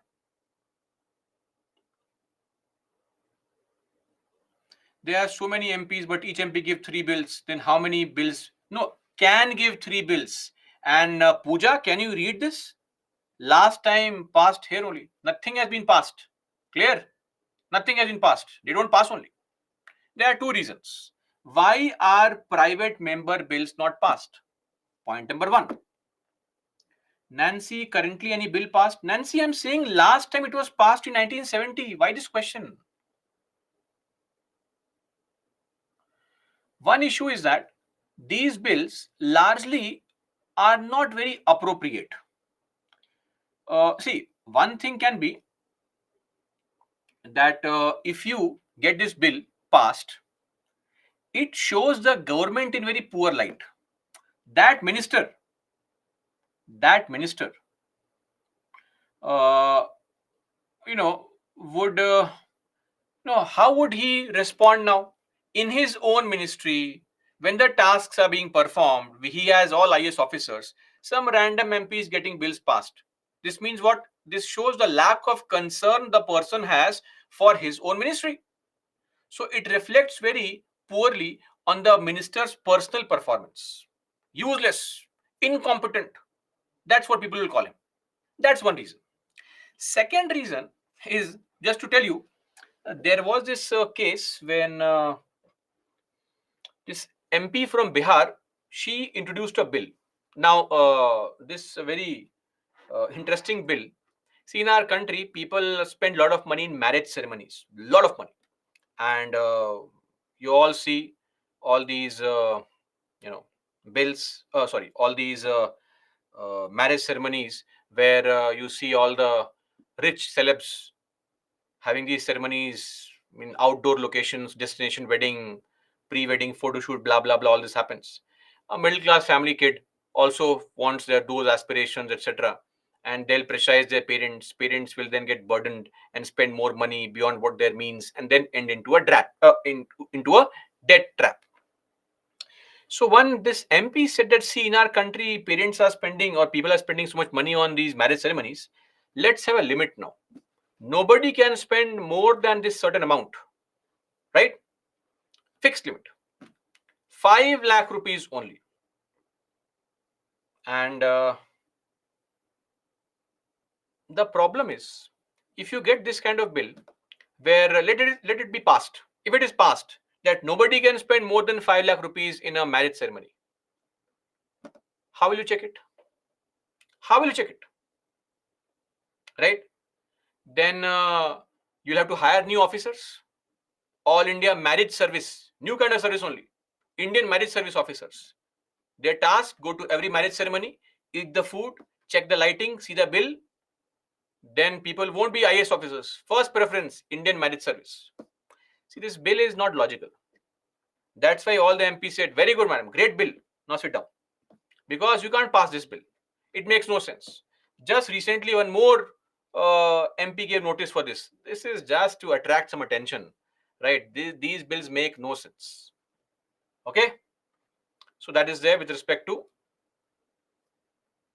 Pooja. Few examples of private. Pooja, every bill that you have seen, every bill, every law that you are seeing right now in the country being passed is all public bill only. Everything. Recently, the data protection bill, it was a government bill only, right? Private member bills are not passed only. What example can I give you? I gave the example of 1970 bill. What is the concern? Understand that I don't think you understood the topic only. All the laws made in the country in the last 53 years, guys, am I clear? Have always been initiated by the government only. I hope everybody is able to understand what this topic is all about.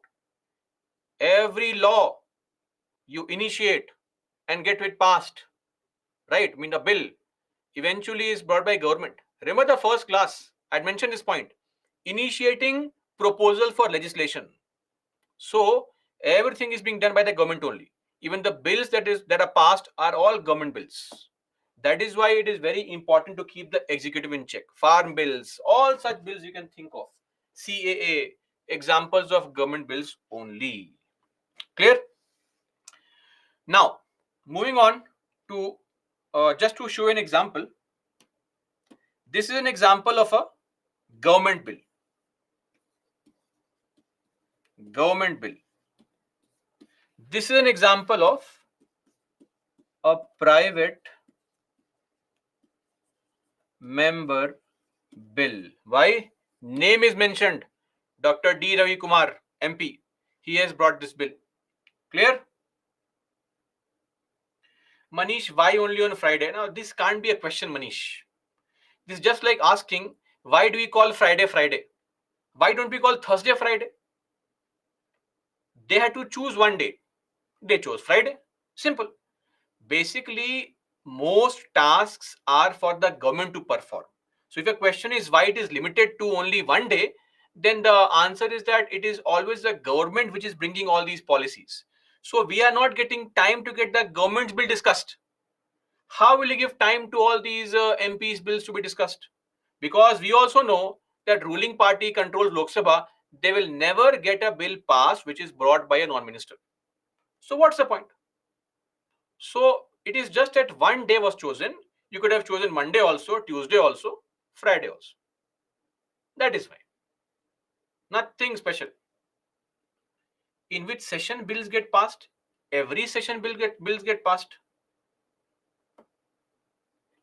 Okay. Solve this question. Came in 2017. I hope it will. Gayatri, is it can be a minister or not? Recent. It was not passed for the first time. But and recently also is 1970. It can't be recent also. So both are wrong. D is the right answer. Moving on now to bills and types of bills based on content, meaning topic. So one such bill is an ordinary bill which does not contain any monetary provision. Second would be a financial bill, bills that deal with monetary provisions. And third will be a constitutional amendment bill, bill which deals with amending the Indian Constitution. We have seen this under Article 368. Bhuvanesh, you please focus on studying. Useless messages, again I have to point out.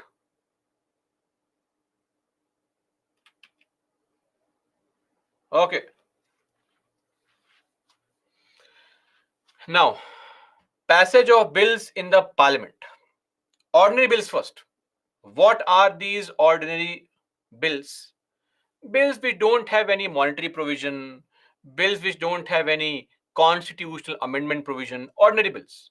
Dealing with infrastructure, dealing with, Citizenship Act, all such things. Ordinary proposals. Okay. Now, every bill that is passed goes through three stages. There are three stages in the passage of the bill. We call those stages as readings. First reading, second reading, third reading. So now I'll explain how bills are passed in the House. These ordinary bills can be introduced in any house. It does not really matter. Lok Sabha, Rajya Sabha, any house. Okay. So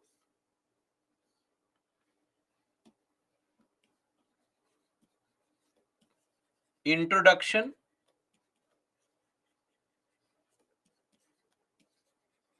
any house, by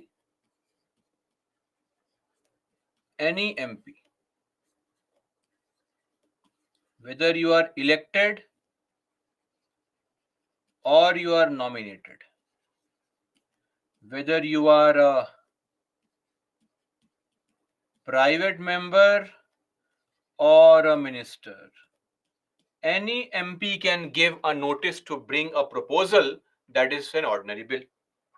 But one point is that when you bring a proposal, you should always give reasons why you want to get the bill passed. And you have brought a proposal. The House wants to know, why is the law required? What's the need of this law? Why does the country need this law? So every bill also contains, every bill or every proposal, same thing,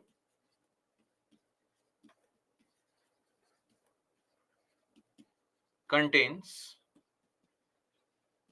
statement of objects and reasons, SOR. Basically, this is nothing but just a justification. Why is the bill required? Mentioning reasons. Okay. Now, first reading is what? First reading is just introduction.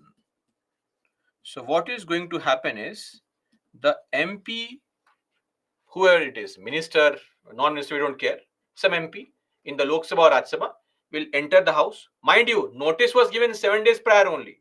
So now say 2:30, time is 2:30. The speaker says, yes, Mr. ABC, now read your proposal. What do you want to say? So the MP gets up, minister gets up and says, sir, I want to raise a proposal. I want to introduce a bill in the country, right? And then we'll explain. So member seeks the permission. We call it leave of the house. Not leave the house only, leave, permission of the house.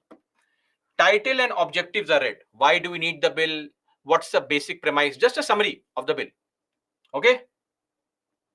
No discussion will take place on this particular bill because you have just read the bill to the house.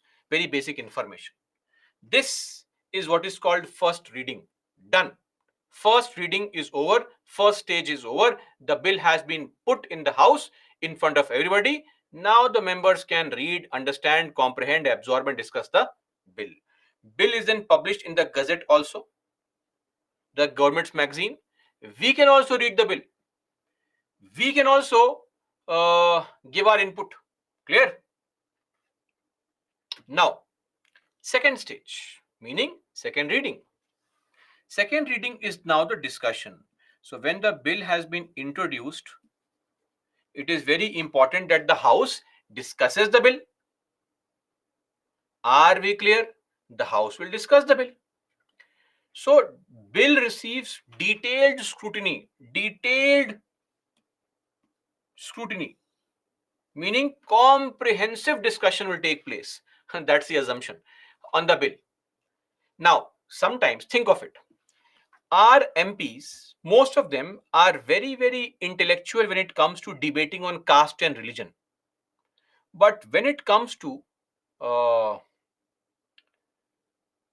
technical matters, the MPs may not have the understanding of that technical matter. Okay.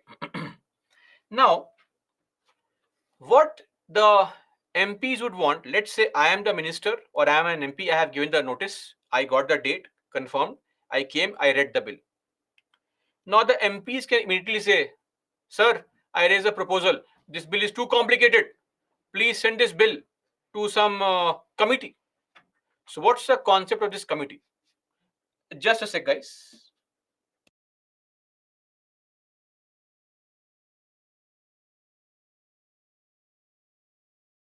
Announce is full enjoyment. Okay. No BHF class on Thursday. So please make the best of it by studying. Okay. Not having fun. Of course, I say this and you'll do it. Jan asked me, Dheeraj, explain this also. Sir, what to repeat? On Thursday, we have a holiday. Simple. Divyanshi, matlab. meaning no class on Thursday. Okay, let's not waste time. I can't explain this. Only polity. So, as I was saying, bills are technical in nature. Okay, so our MPs may not have the understanding. So, what can be done is the speaker can say, okay, you four MPs, you are very good at these tax matters. Take this bill, read the bill, go home, read it, understand it, make pointers, and bring the copy to me. Now I will table this bill in the House, and the House can have discussion. That's a very unique way. Expertise of some MPs can be taken on certain proposals. They can they can also look into providing their expertise on certain topics, and they can simplify the bill, which can be very complex sometimes, and the MPs can then understand and then start fighting on the bill. Okay, so a bill may be sent to committee of the House. Committees, some MPs can be chosen, and they can discuss on the bill separately and can give a report. Joint committee. So in fact, there are some committees which are joint committees, meaning MPs from both houses are there. A very, very good example of this kind of committee is DRSC. We'll discuss this in detail later on. So I'm not writing the full form, just note DRSC. Okay, the full form is Departmentally Related Standing Committee. But let's discuss it in detail later on. DRSCs. In fact, we have 24 such DRSCs on agriculture, health, coal, energy, finance, home, education, all these things. So if a bill comes, say on water, then that bill will be sent to that committee, and that committee has some people, around 31 people, the MPs. They can prepare a report, and then the House can discuss on that proposal, right? Otherwise, submitting a very technical kind of bill to all the MPs, half the MPs will have no idea only what the hell is happening, what are all these terms, right? The bill is also circulated for public opinion. When the bill is published in the Gazette, we also get to read, so we can also give our input. So if anybody wants to give an input, there are two options: online, mygov.in. This is not a part of your polity syllabus. I'm just telling you as a side note that informed people can give some opinion there also. Go to the website and give your opinion to the government. Nobody cares, but no, some people may read it. Don't worry. Give your opinion. Or you can also write an application, letter, etc., and send it to the Lok Sabha or Raj Sabha, whichever house has brought the bill. That is what is called, that officer is called Secretary General in the Lok Sabha or in the Raj Sabha. So you can write your input, send it, they will get the application or letter and throw it in a dustbin. I mean, they may open and read it also. It's possible. But 1.4 billion people, etc., right? So difficult. Anyway, second reading is over, detailed discussion is over. Clear? See, there is no time limit or time gap that after first reading, take 20 minutes break or take 10 days break. The second reading can start immediately also. Right? On very generic and basic bills, this discussion can start immediately. Sometimes 10 days, sometimes 5 days, sometimes 2 days. There is no fixed time gap between these two stages. Once the MPs have discussed the bill thoroughly, MPs get bored. They say, no, sir. No. We want voting. New topic. Getting bored. New topic. Let's vote and end this discussion. So the third reading would be voting. The bill is put to vote. Who decides on sending bill to committee? Presiding officer. Who decides on voting? Presiding officer. Are we clear? Everyone? So first reading, introduction. Second reading, discussion. Third reading or third stage, voting. Simple. No complication only. I don't see a question being created here. If you want, you can, but difficult to create a question here. And the voting is through a simple majority. Simple majority. Once it is passed, it is sent to the other house, where the exact 3 stages are repeated. So, in the other house,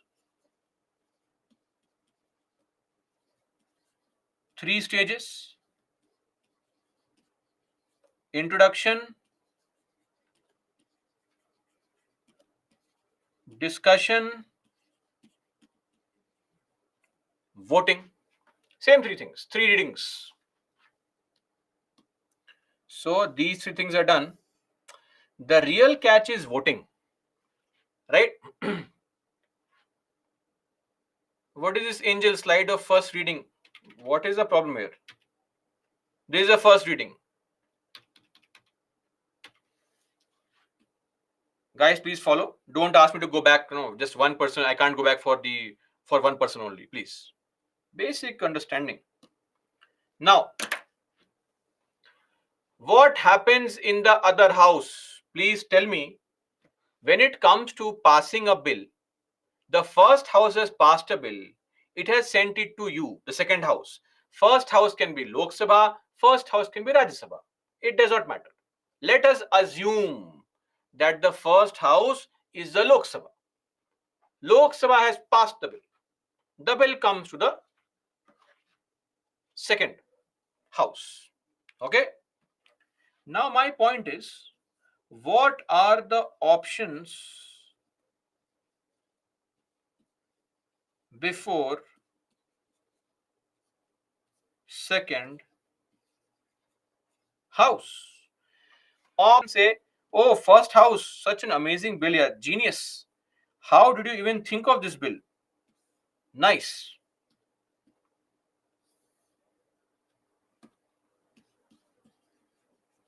They also passed the bill with the same majority. Okay. This bill then is sent to the president for his assent, signature, and he or she can do his own drama of veto powers. They have the veto powers. Second option, very nice, very sweet. Second house says, let's see, I need to make some changes. They make changes and pass. So we say,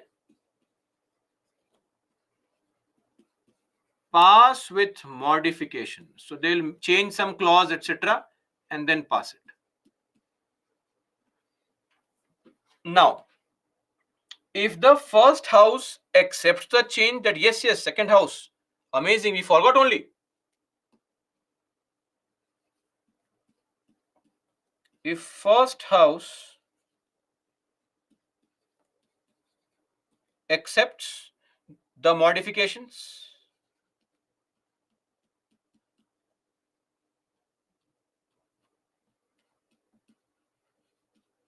then the bill goes to the president, done. But the real problem starts when the first house says, no. Why have you made this change? I don't like this kind of change.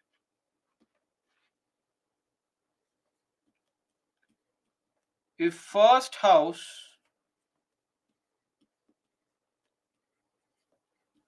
does not accept the modifications, then what happens? We'll come to it. Or there's one more problem.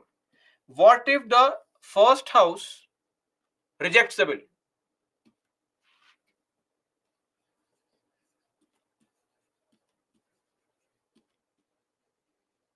Rejects, throw it away, nonsense bill, useless, stupid people.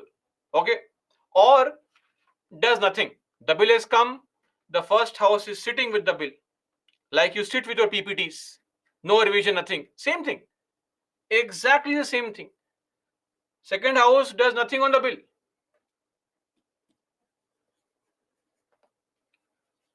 Takes no action for 6 months. For 6 months, the first house keeps on waiting. What is happening? We have sent the bill, nothing is happening. In both these cases, there is a small problem. Problem is the conflict between both the houses. Either one house wants to pass the bill, other house does not want to pass the bill, or one house wants to pass the bill, but in the but in different form than the second house. How will the first house know the changes? Nothing is secret. You make the changes and you send it to the first house. It is mandatory. It is a parliament. They won't do all these things, change it secretly. Everything is getting recorded. Okay. Don't think that they made some change secretly and pass it and send it to the president. President, sign it quickly. These things don't happen. This is not our friends group, guys. It's a parliament, right? So, okay. Anyway, so there's a conflict between these two in these two situations. So the point is conflict between two houses. You can call it a deadlock. A deadlock has occurred. Bill can't proceed only. Both houses are fighting. So what happens is, to resolve this deadlock,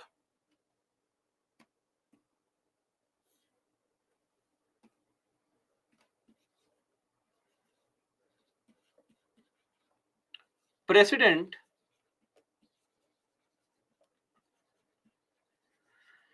may call for a joint sitting. The president can say, okay, houses, don't fight, come on, come together, sit together.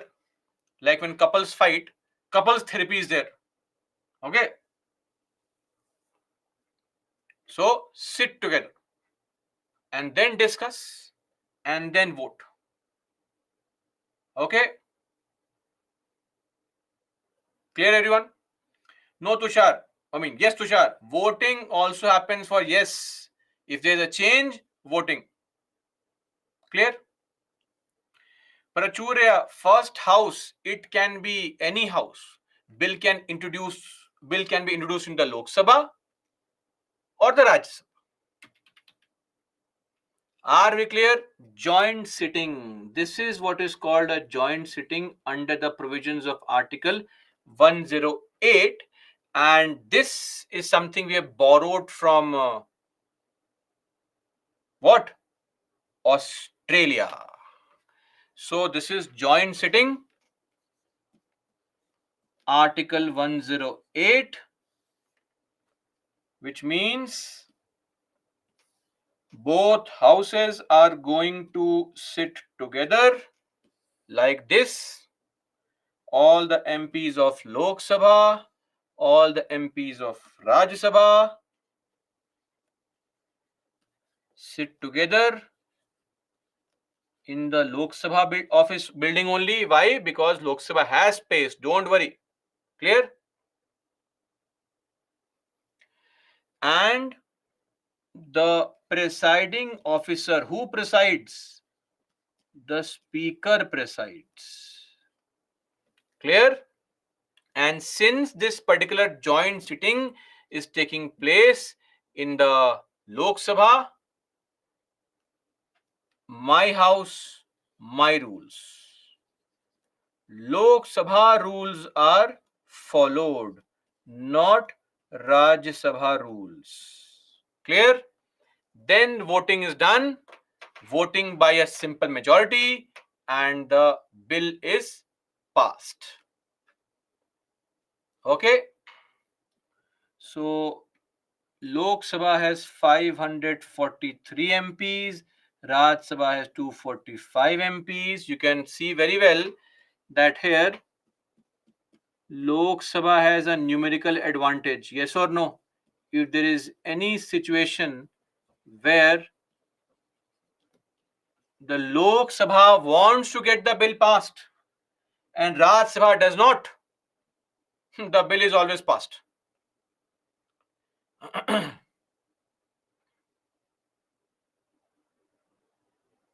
Are we clear? Everybody? Any doubt? Astha says, what is meant by Lok Sabha rules? Only if you had revised Astha, you'd not be asking this question. In the topic speaker, we saw that the speaker is the final interpreter of the rules of procedure and conduct of business of the house. Yesterday I explained this, that house functions through a rule book. Everything that is being done in the house, it is done through rules. Where are those mentioned? It can't be random. It's in a book. That book is called the Rules of Procedure and Conduct of Business in the Lok Sabha, or in short, Lok Sabha rules. Sumo President's reconsideration. Same process is not required. Again, conflict. How can there be a conflict? Now we are taking a voting here. What's the conflict here? All the people sit together and we take the combined majority. 543 plus 245, 788. For those who don't know, 788 people can sit in total and we take the vote. Are we clear? Voting. If more than 50% people say yes, done. Bill is passed. So far, joint sitting has happened only 3 times, 1, 2 and 3.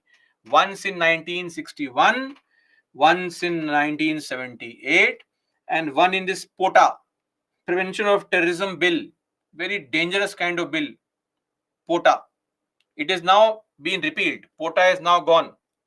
So in 2001, when Indian Parliament was attacked, right, some of our left-wing liberals have written books on this also, and they have said that it is wrong. Afzal Guru was wrongfully arrested by the courts, arrested by the police, and punished by judiciary. That, of course, it's difficult to please the left-wing liberals of this country.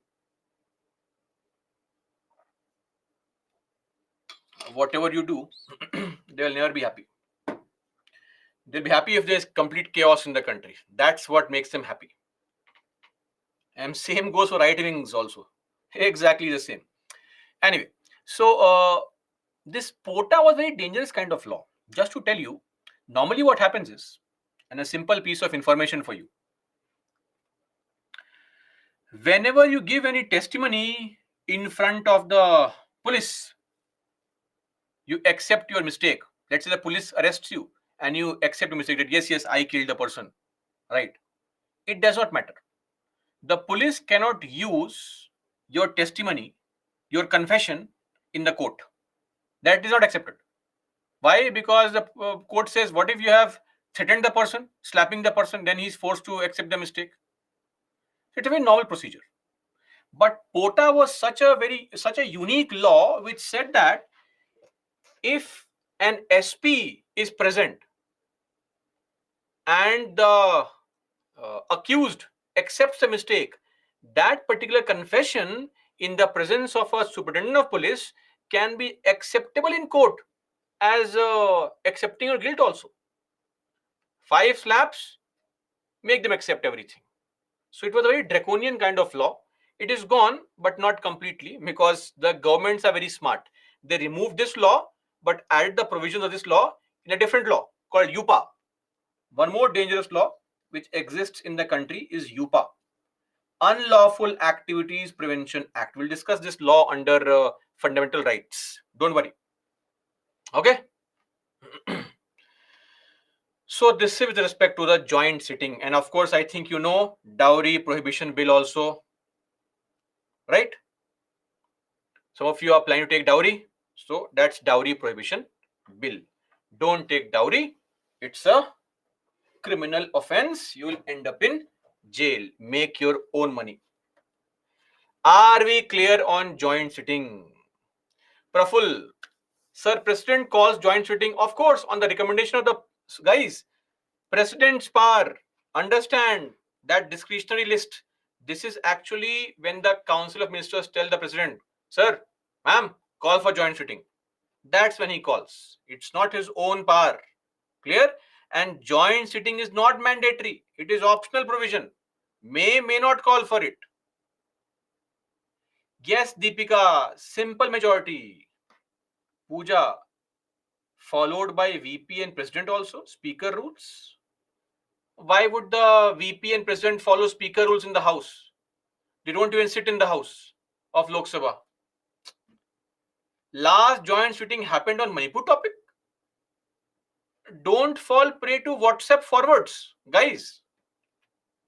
Just this, nothing else. Okay. Second bill was not repealed. The second bill was there only. Now, will the VP sit in the joint sitting? Tell me, guys. Will the VP sit in the joint sitting? No, of course he will not. VP, why will the VP sit in the joint sitting? VP will not sit in joint sitting because he or she is not the member of the house. VP is sitting in his house, enjoying watching on TV, either the proceedings or some Netflix series. Clear? VP does not take part in the joint sitting. If second house rejects the bill and joint sitting would not be called, then nothing happens. If a joint sitting is not called here, no problem. The bill is pending forever. Hundreds of bills are pending forever. Simple. If a joint sitting does not happen, then nothing happens to the bill. Clear?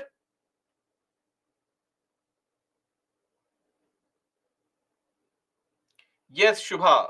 Absolutely correct. Dheeraj, 6-month period excludes recess. Gopal, yes, speaker can vote in case of a tie. Lakshmi, you know very well what happens in tie. Casting vote by the presiding officer, who is a speaker in this case. Does the president act as speaker in joint sitting? Why this statement, sir? He just calls. The presiding officer is speaker. Sir, how VP can vote? Anurag, that is a provision specially meant for presiding officers to vote in the house. That is why presiding officers vote only in case of tie. Nothing else. Done. Joint sitting over. Ordinary bills done. Now let's come to the second type of bills, which are called financial bills. A.S. Hussain had mentioned this yesterday only. Casting vote has recently in Rajya Sabha in 1991 it took place, in Lok Sabha 3-4 times in the last 20-30 years, once in 2008, once in 2014, once in 1997. So it does take place, but very rarely. Casting vote is not a regular thing. Now,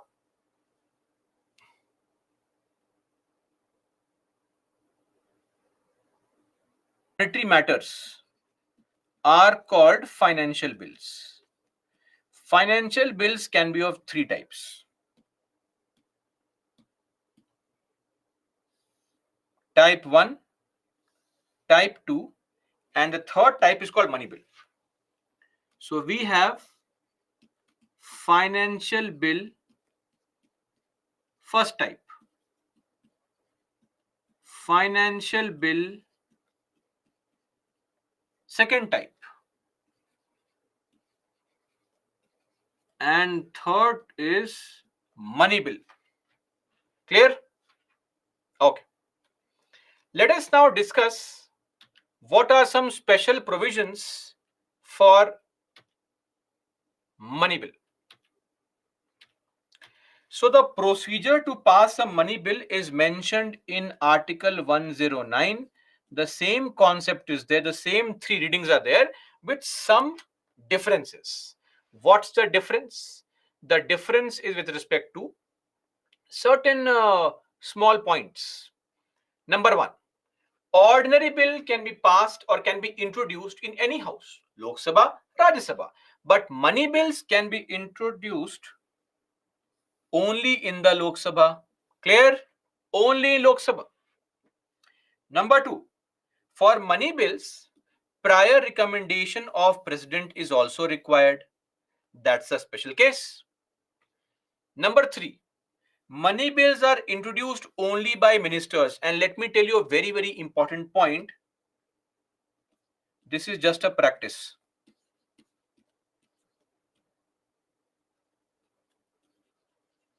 It is not mentioned anywhere.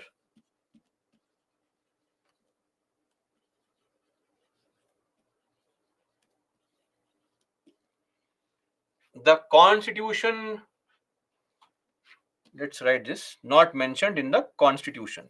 The Constitution does not say that money bill can be brought only by minister, but actually money bills are brought by ministers only, because the minister can give the president the advice that, sir, please give permission. A non-minister, what kind of advice will he give to the president? Nothing. So normally it's a practice that money bills are brought only by ministers. But if a question is asked, as per the Constitution, money bills are introduced by ministers only, that's a wrong statement. Nothing is mentioned in the Constitution. Now, whenever a bill is brought in the House, who will decide the bill is money bill? The Speaker decides. Again, importance of Speaker. When the Speaker passes the bill when the House passes the bill and sends it to the other House, the Speaker signs, endorses it, signs it. Endorse means to sign. Okay? The bill as money bill. And it was said that their decision is final, can't be challenged. But Supreme Court says that Speaker's decision is subject to what review? Judicial review. The very famous Raja Rampal case 2007. In this case, Supreme Court said, what is final? Nothing is final until we say so. What if Speaker is deliberately and wrongfully categorizing a bill as money bill? We can't let this happen. Sorry, Speaker. We can challenge it. Like in the case of Aadhaar bill. In the case of Aadhaar bill, the decision of the Speaker was challenged in the what? Supreme Court. Clear? A Charan, ministers means non-ministers? Anyway. Now comes the real catch here. When the Speaker signs that this is a money bill and the bill is sent to the Rajya Sabha, what can Rajya Sabha do? Nothing. Rajya Sabha can do nothing. Clear? Rajya Sabha can do nothing. Meaning, Rajya Sabha can suggest some changes. Can suggest changes. Look at the change of language. Pass with modification. But here, Rajya Sabha can only suggest changes. Those changes may or may not be accepted by the Lok Sabha. If the Rajya Sabha takes no action, the maximum time for which no action can be taken is 14 days. It has to pass the bill within 14 days. If you keep on sitting with the bill, then what happens? Somebody comes after 14 days, snatches the bill and goes away. Bill is passed. It is sent to the president. And we know very well, the president cannot return the money bill. Meaning, what veto can't be used? Please tell me. What? Yes, tell me the. Okay. Some of you have mentioned. Now, great. No suspensive veto. In case of money bill, there is no suspensive veto. Clear? This is the procedure to pass a money bill. But the question is, after all, what the hell is a money bill? Right? So, now the definition of money bill. Money bill or a proposal which is called a money bill should deal with only these provisions, nothing else. That bill should have only any or all of these provisions. The moment the bill has something else,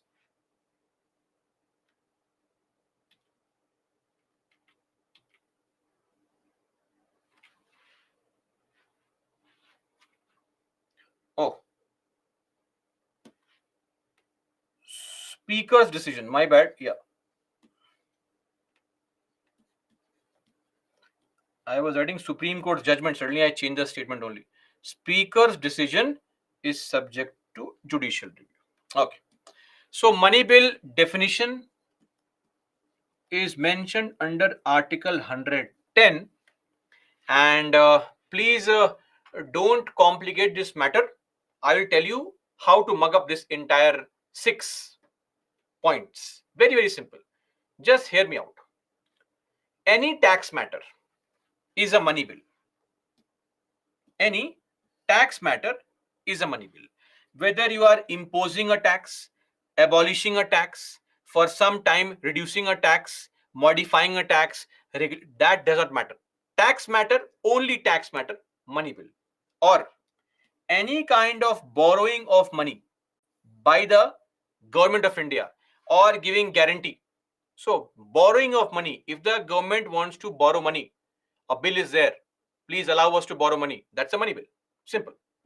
Or the custody of CFI or contingency fund of India, the payment of money into and the withdrawal of money from such fund. So custody of CFI, money bill. Here the word monies is used. Just for those who don't know, monies is not incorrect. Monies is actually different forms of money.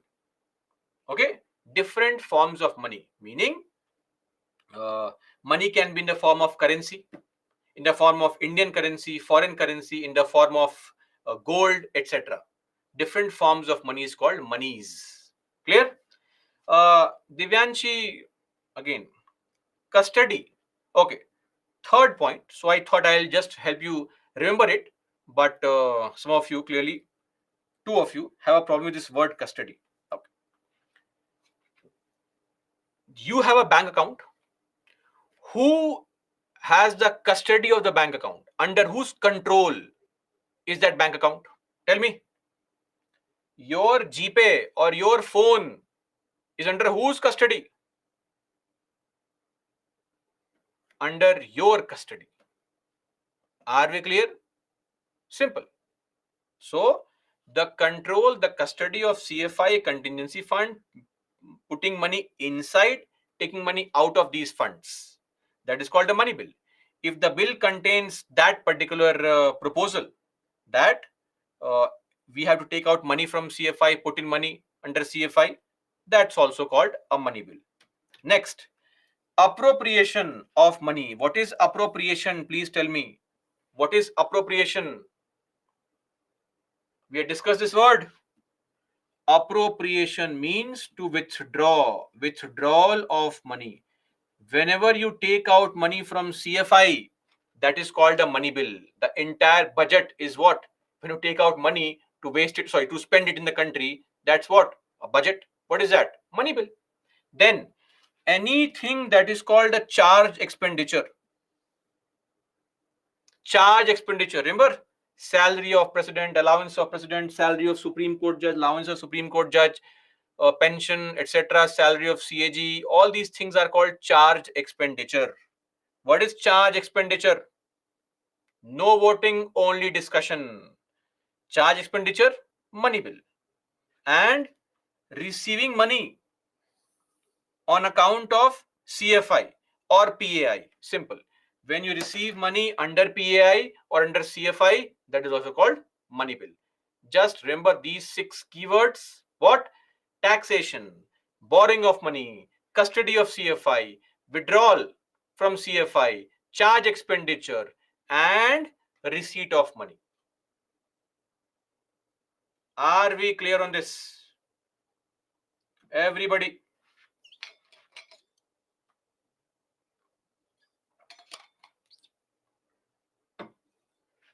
Now see, when it comes to money bill, the real point to understand is that the bill, so last point, this point, any matter incidental on these matters, meaning anything that is these, same thing, one or more, but only these points. A proposal should not have any other thing. and F point says receiving money on account of CFI or PAI, or one more thing, audit of these accounts. Any kind of audit of these accounts are also money bills. Clear? Everybody?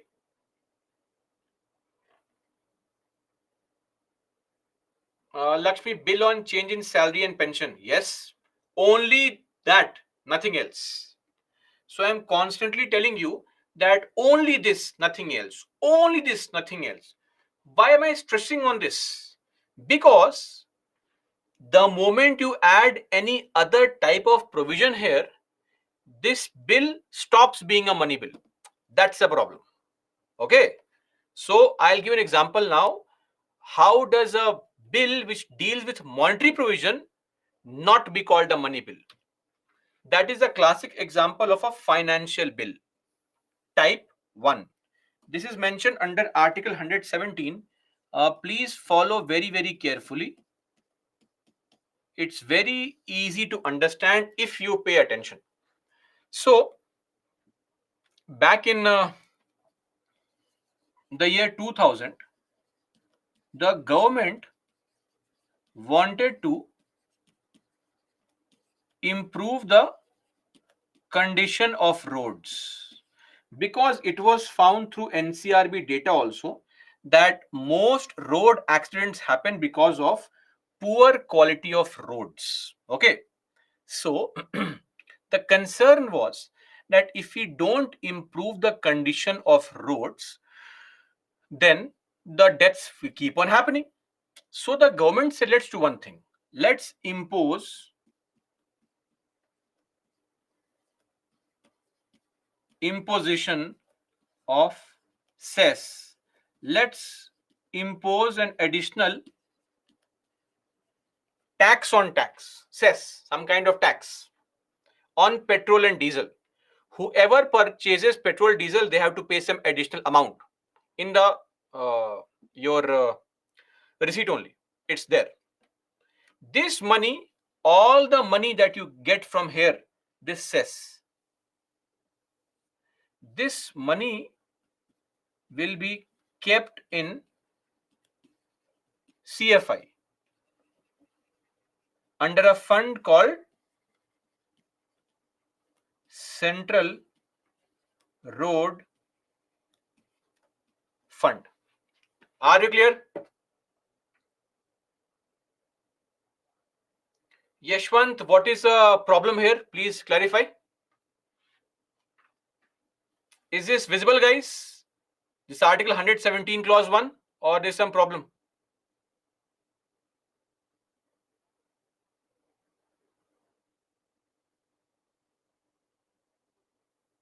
To be kept in some account that is called Central Road Fund.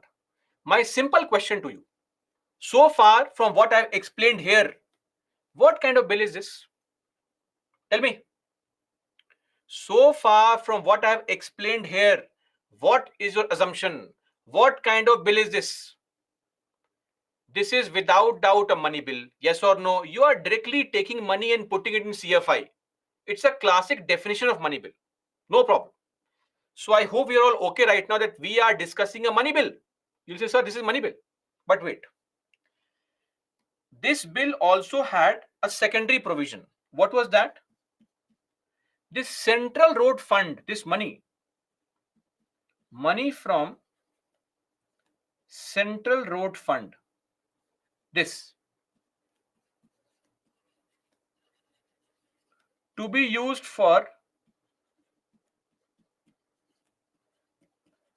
improving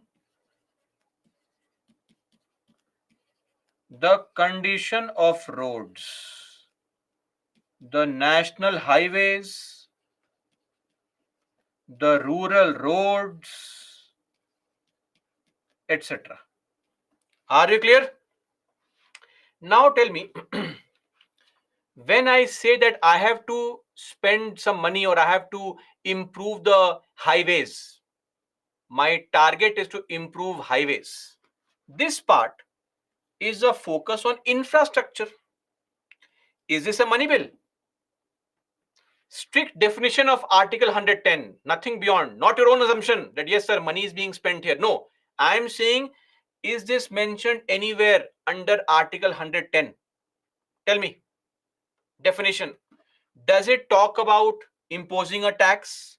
Does it talk about custody of CFI? Does it talk about guaranteeing of guarantee from government? Does it talk about charge expenditure? Does it talk about any kind of audit? No, this is not. Somebody saying yes. No, it is not. This this part of the bill is completely an ordinary proposal. Ordinary matters.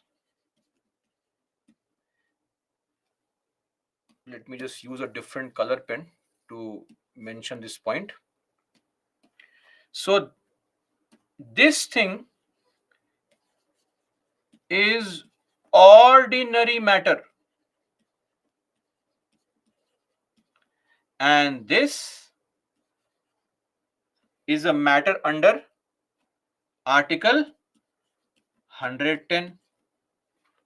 Such bills which not only contain matters under Article 110 but also other type of general matters, general legislation, a combination of ordinary plus what? A combination of ordinary plus money bill is what? Financial bill type 1. It is a financial bill, not a money bill. Because money bill means just these things: 1, 2, 3, 4, 5, 6. If your proposal contains these things only, that is what is called a money bill. If you make any kind of change and add some more provisions, that makes your proposal a financial bill type 1. Are we clear, everybody? And such bills can be introduced only in the Lok Sabha on the recommendation of the president. This means ideally by ministers only. That's it. There is no other special provision here. Raj Sabha has equal powers in all other aspects, meaning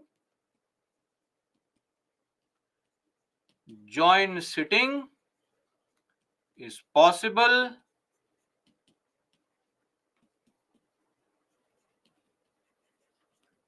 passing with modification possible. Every such thing is possible, nothing unique. Are we clear? The only point is the introduction process is the same as money bill, but when it comes to passage, there is no difference whatsoever. Clear? Done. We are done with financial bills type 1, and that should be it for today also. Clear? Let's end our discussion here only today. Tomorrow, we'll take up for discussion the financial bill type 2, and we'll continue further with our discussion on the other provisions, question R, 0, and all that.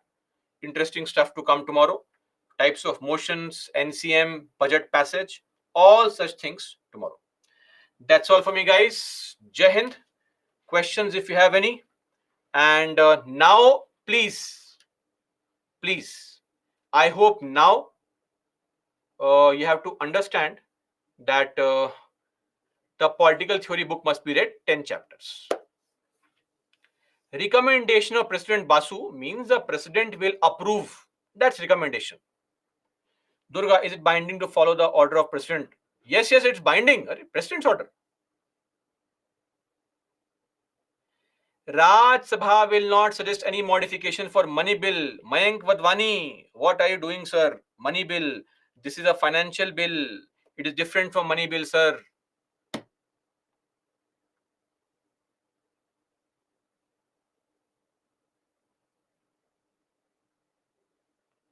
So 1 day prior notice is only in special cases. So there that point will not be followed, because once the bill is published in the Gazette, there is no need to republish it. Chapter 22 of Lakshmikant. So separating money and financial bills. Money bill is a very strict kind of bill, which has very limited definition. A financial bill is a bill which deals with money matters and other such matters also. That is why separation. And Lakshmi, yes, suspensive veto applicable. And Siva, see the video, you'll understand it recorded once. This is a general legislation. Example, ordinary matters, general legislation. Mujtaba, ideally by ministers only, introduced by ministers only. Like here, introduced by only ministers, same thing, by ministers only. Okay.